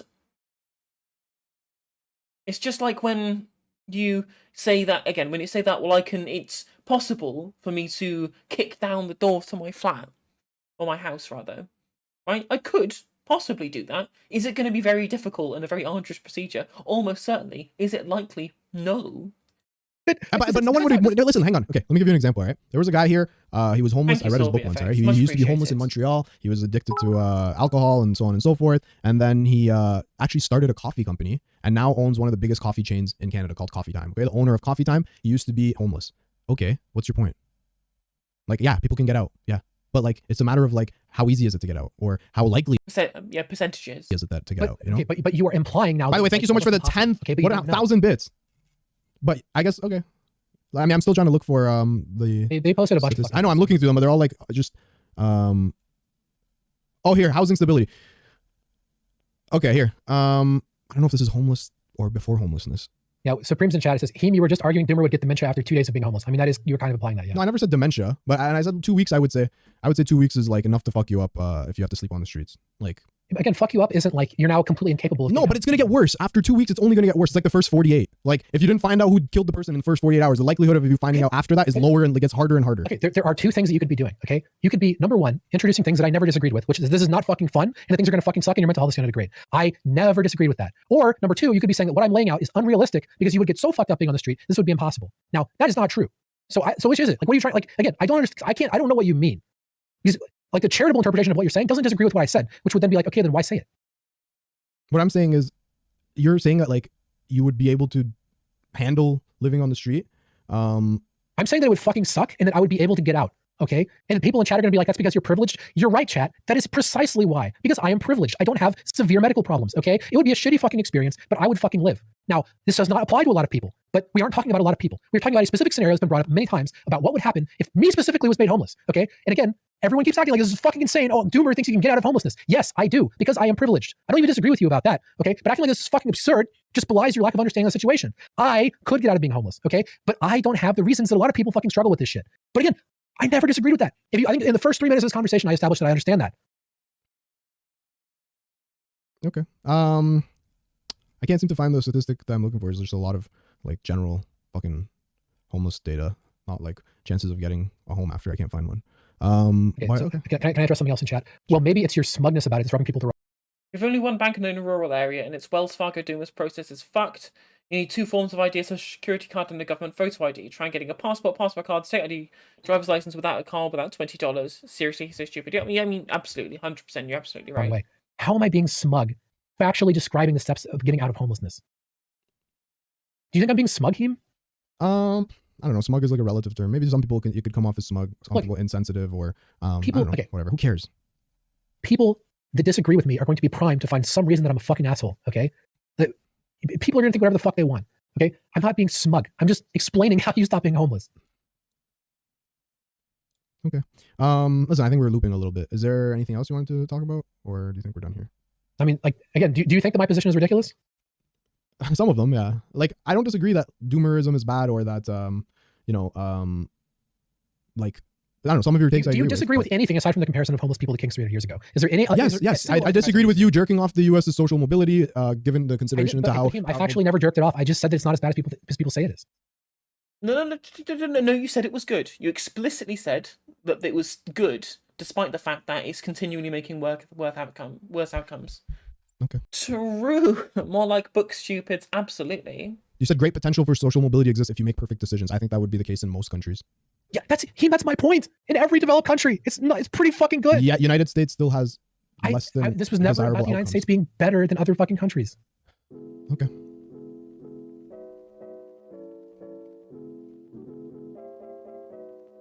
Anything else? No, I'm good. All right, bro. Listen, I don't think the bridge is burned. I still like making memes with you. Look, I'm not even mad at you. I get heated. I'm not. It was a good discussion. I don't have beef with you. All right. It's not pleasant getting ratioed, but like I know you're a good dude. All right. But it's frustrating.